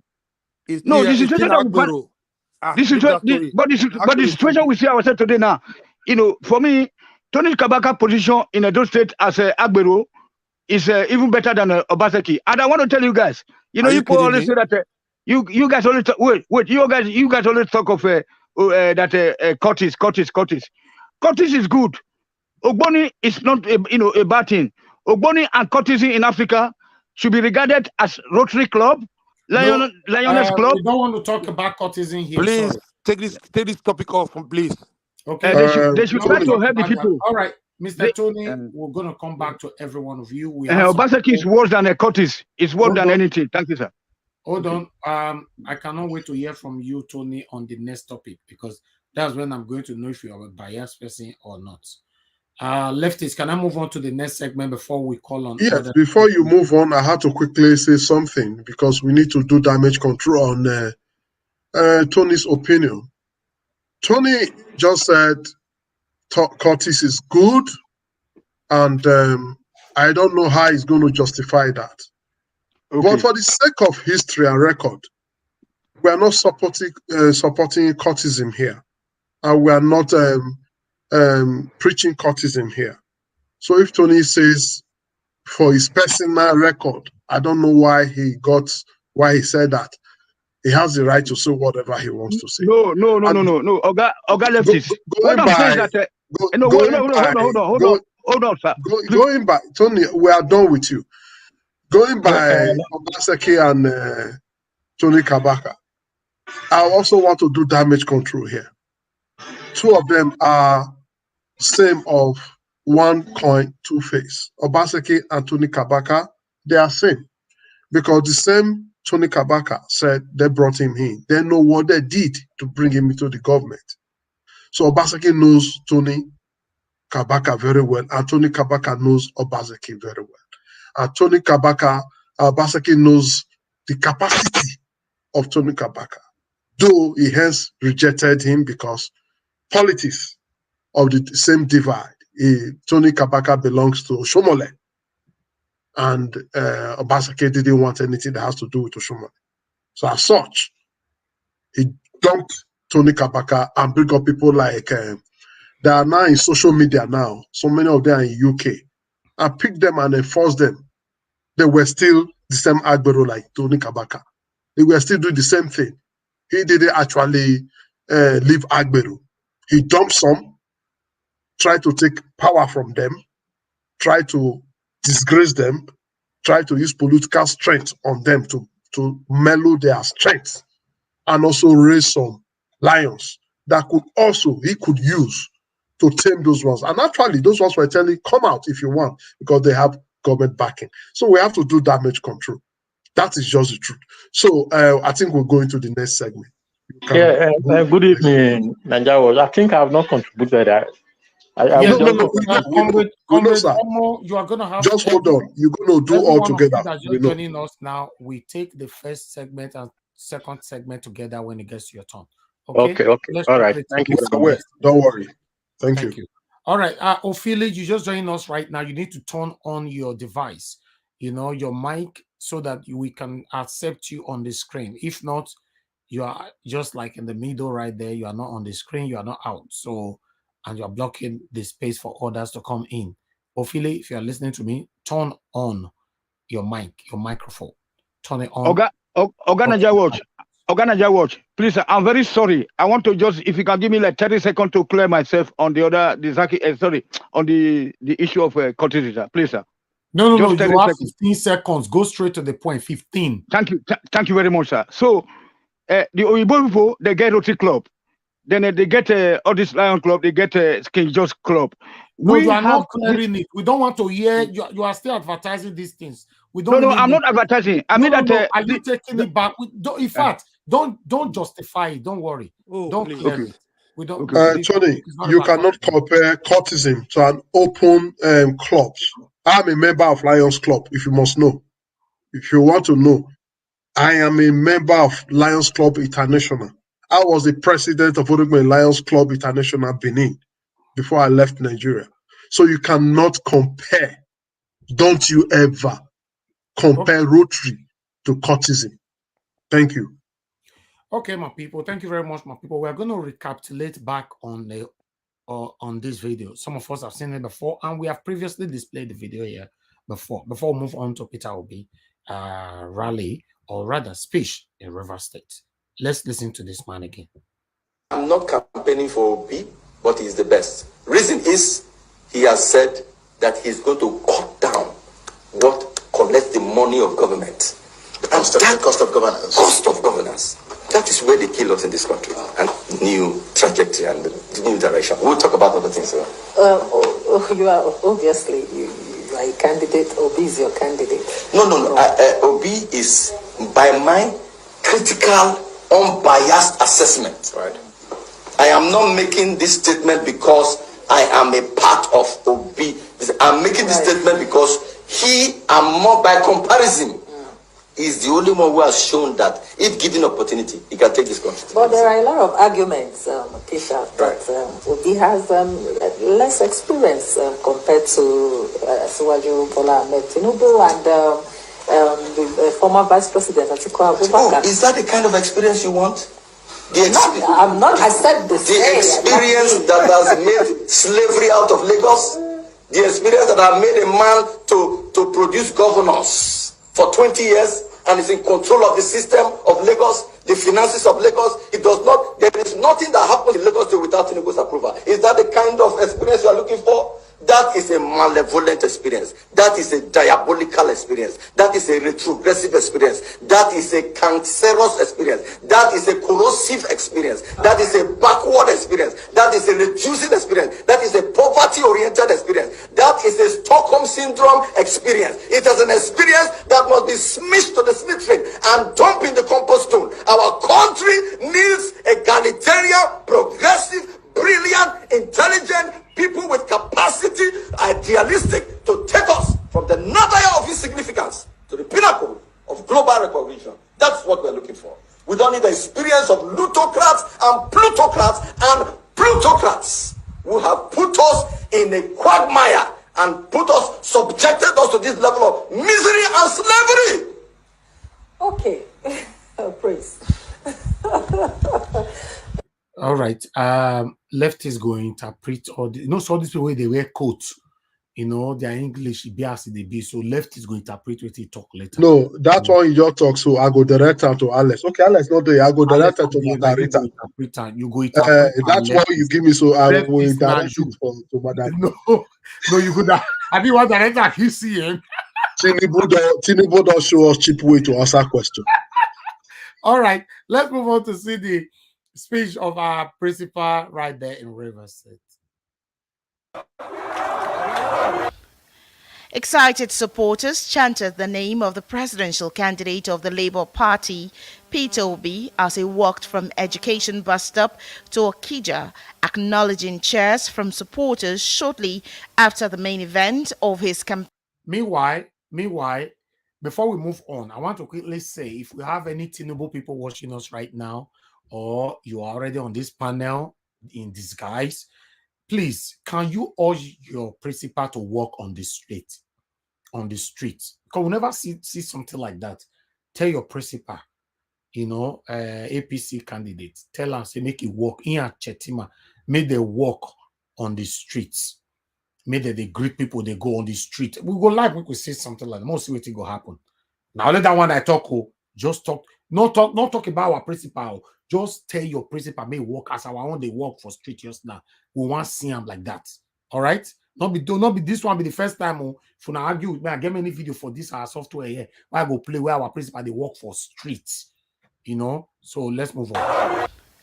Excited supporters chanted the name of the presidential candidate of the Labour Party, Peter Obi, as he walked from Education bus stop to Okija, acknowledging cheers from supporters shortly after the main event of his campaign at the Yakubu Gowon Stadium in Port Harcourt.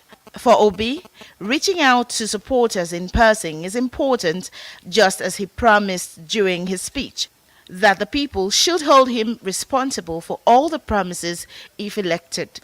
Obi says he will fight insecurity, create employment, and promote education. Our number one job is to secure and unite Nigeria. Our number two job is to make sure that we have a country where there's rule of law, where there's a better environment. We want to have a place where there's a great environment for people to invest, where we have law and order, where police will be a helper. We want to have a country where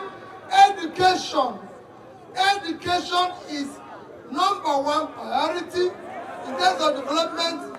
Number two priority, and health is number three. Anybody that enter university for 4 years will stay 4 years. No more student strike. That is why we say we want to move the country from consumption to production. It is time for us to take back our country. It is time for us to recover our country for those who have put us in poverty, in hunger and unemployment.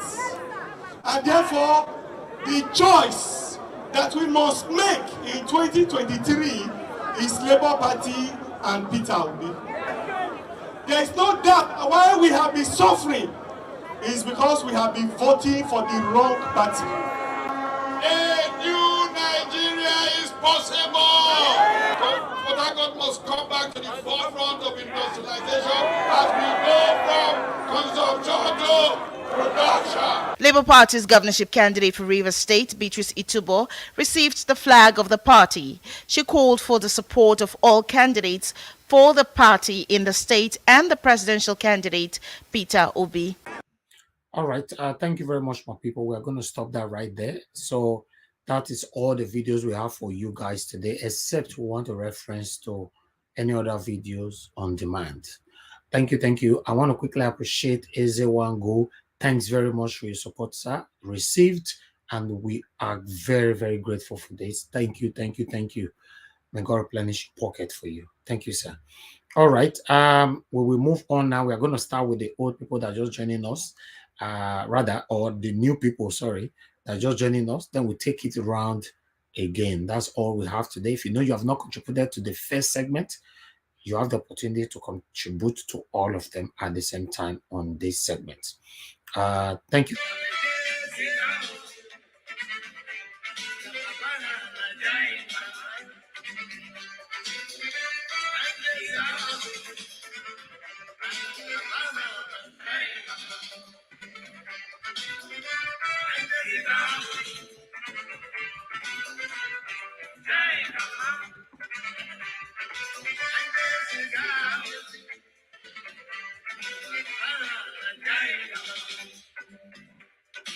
Africa.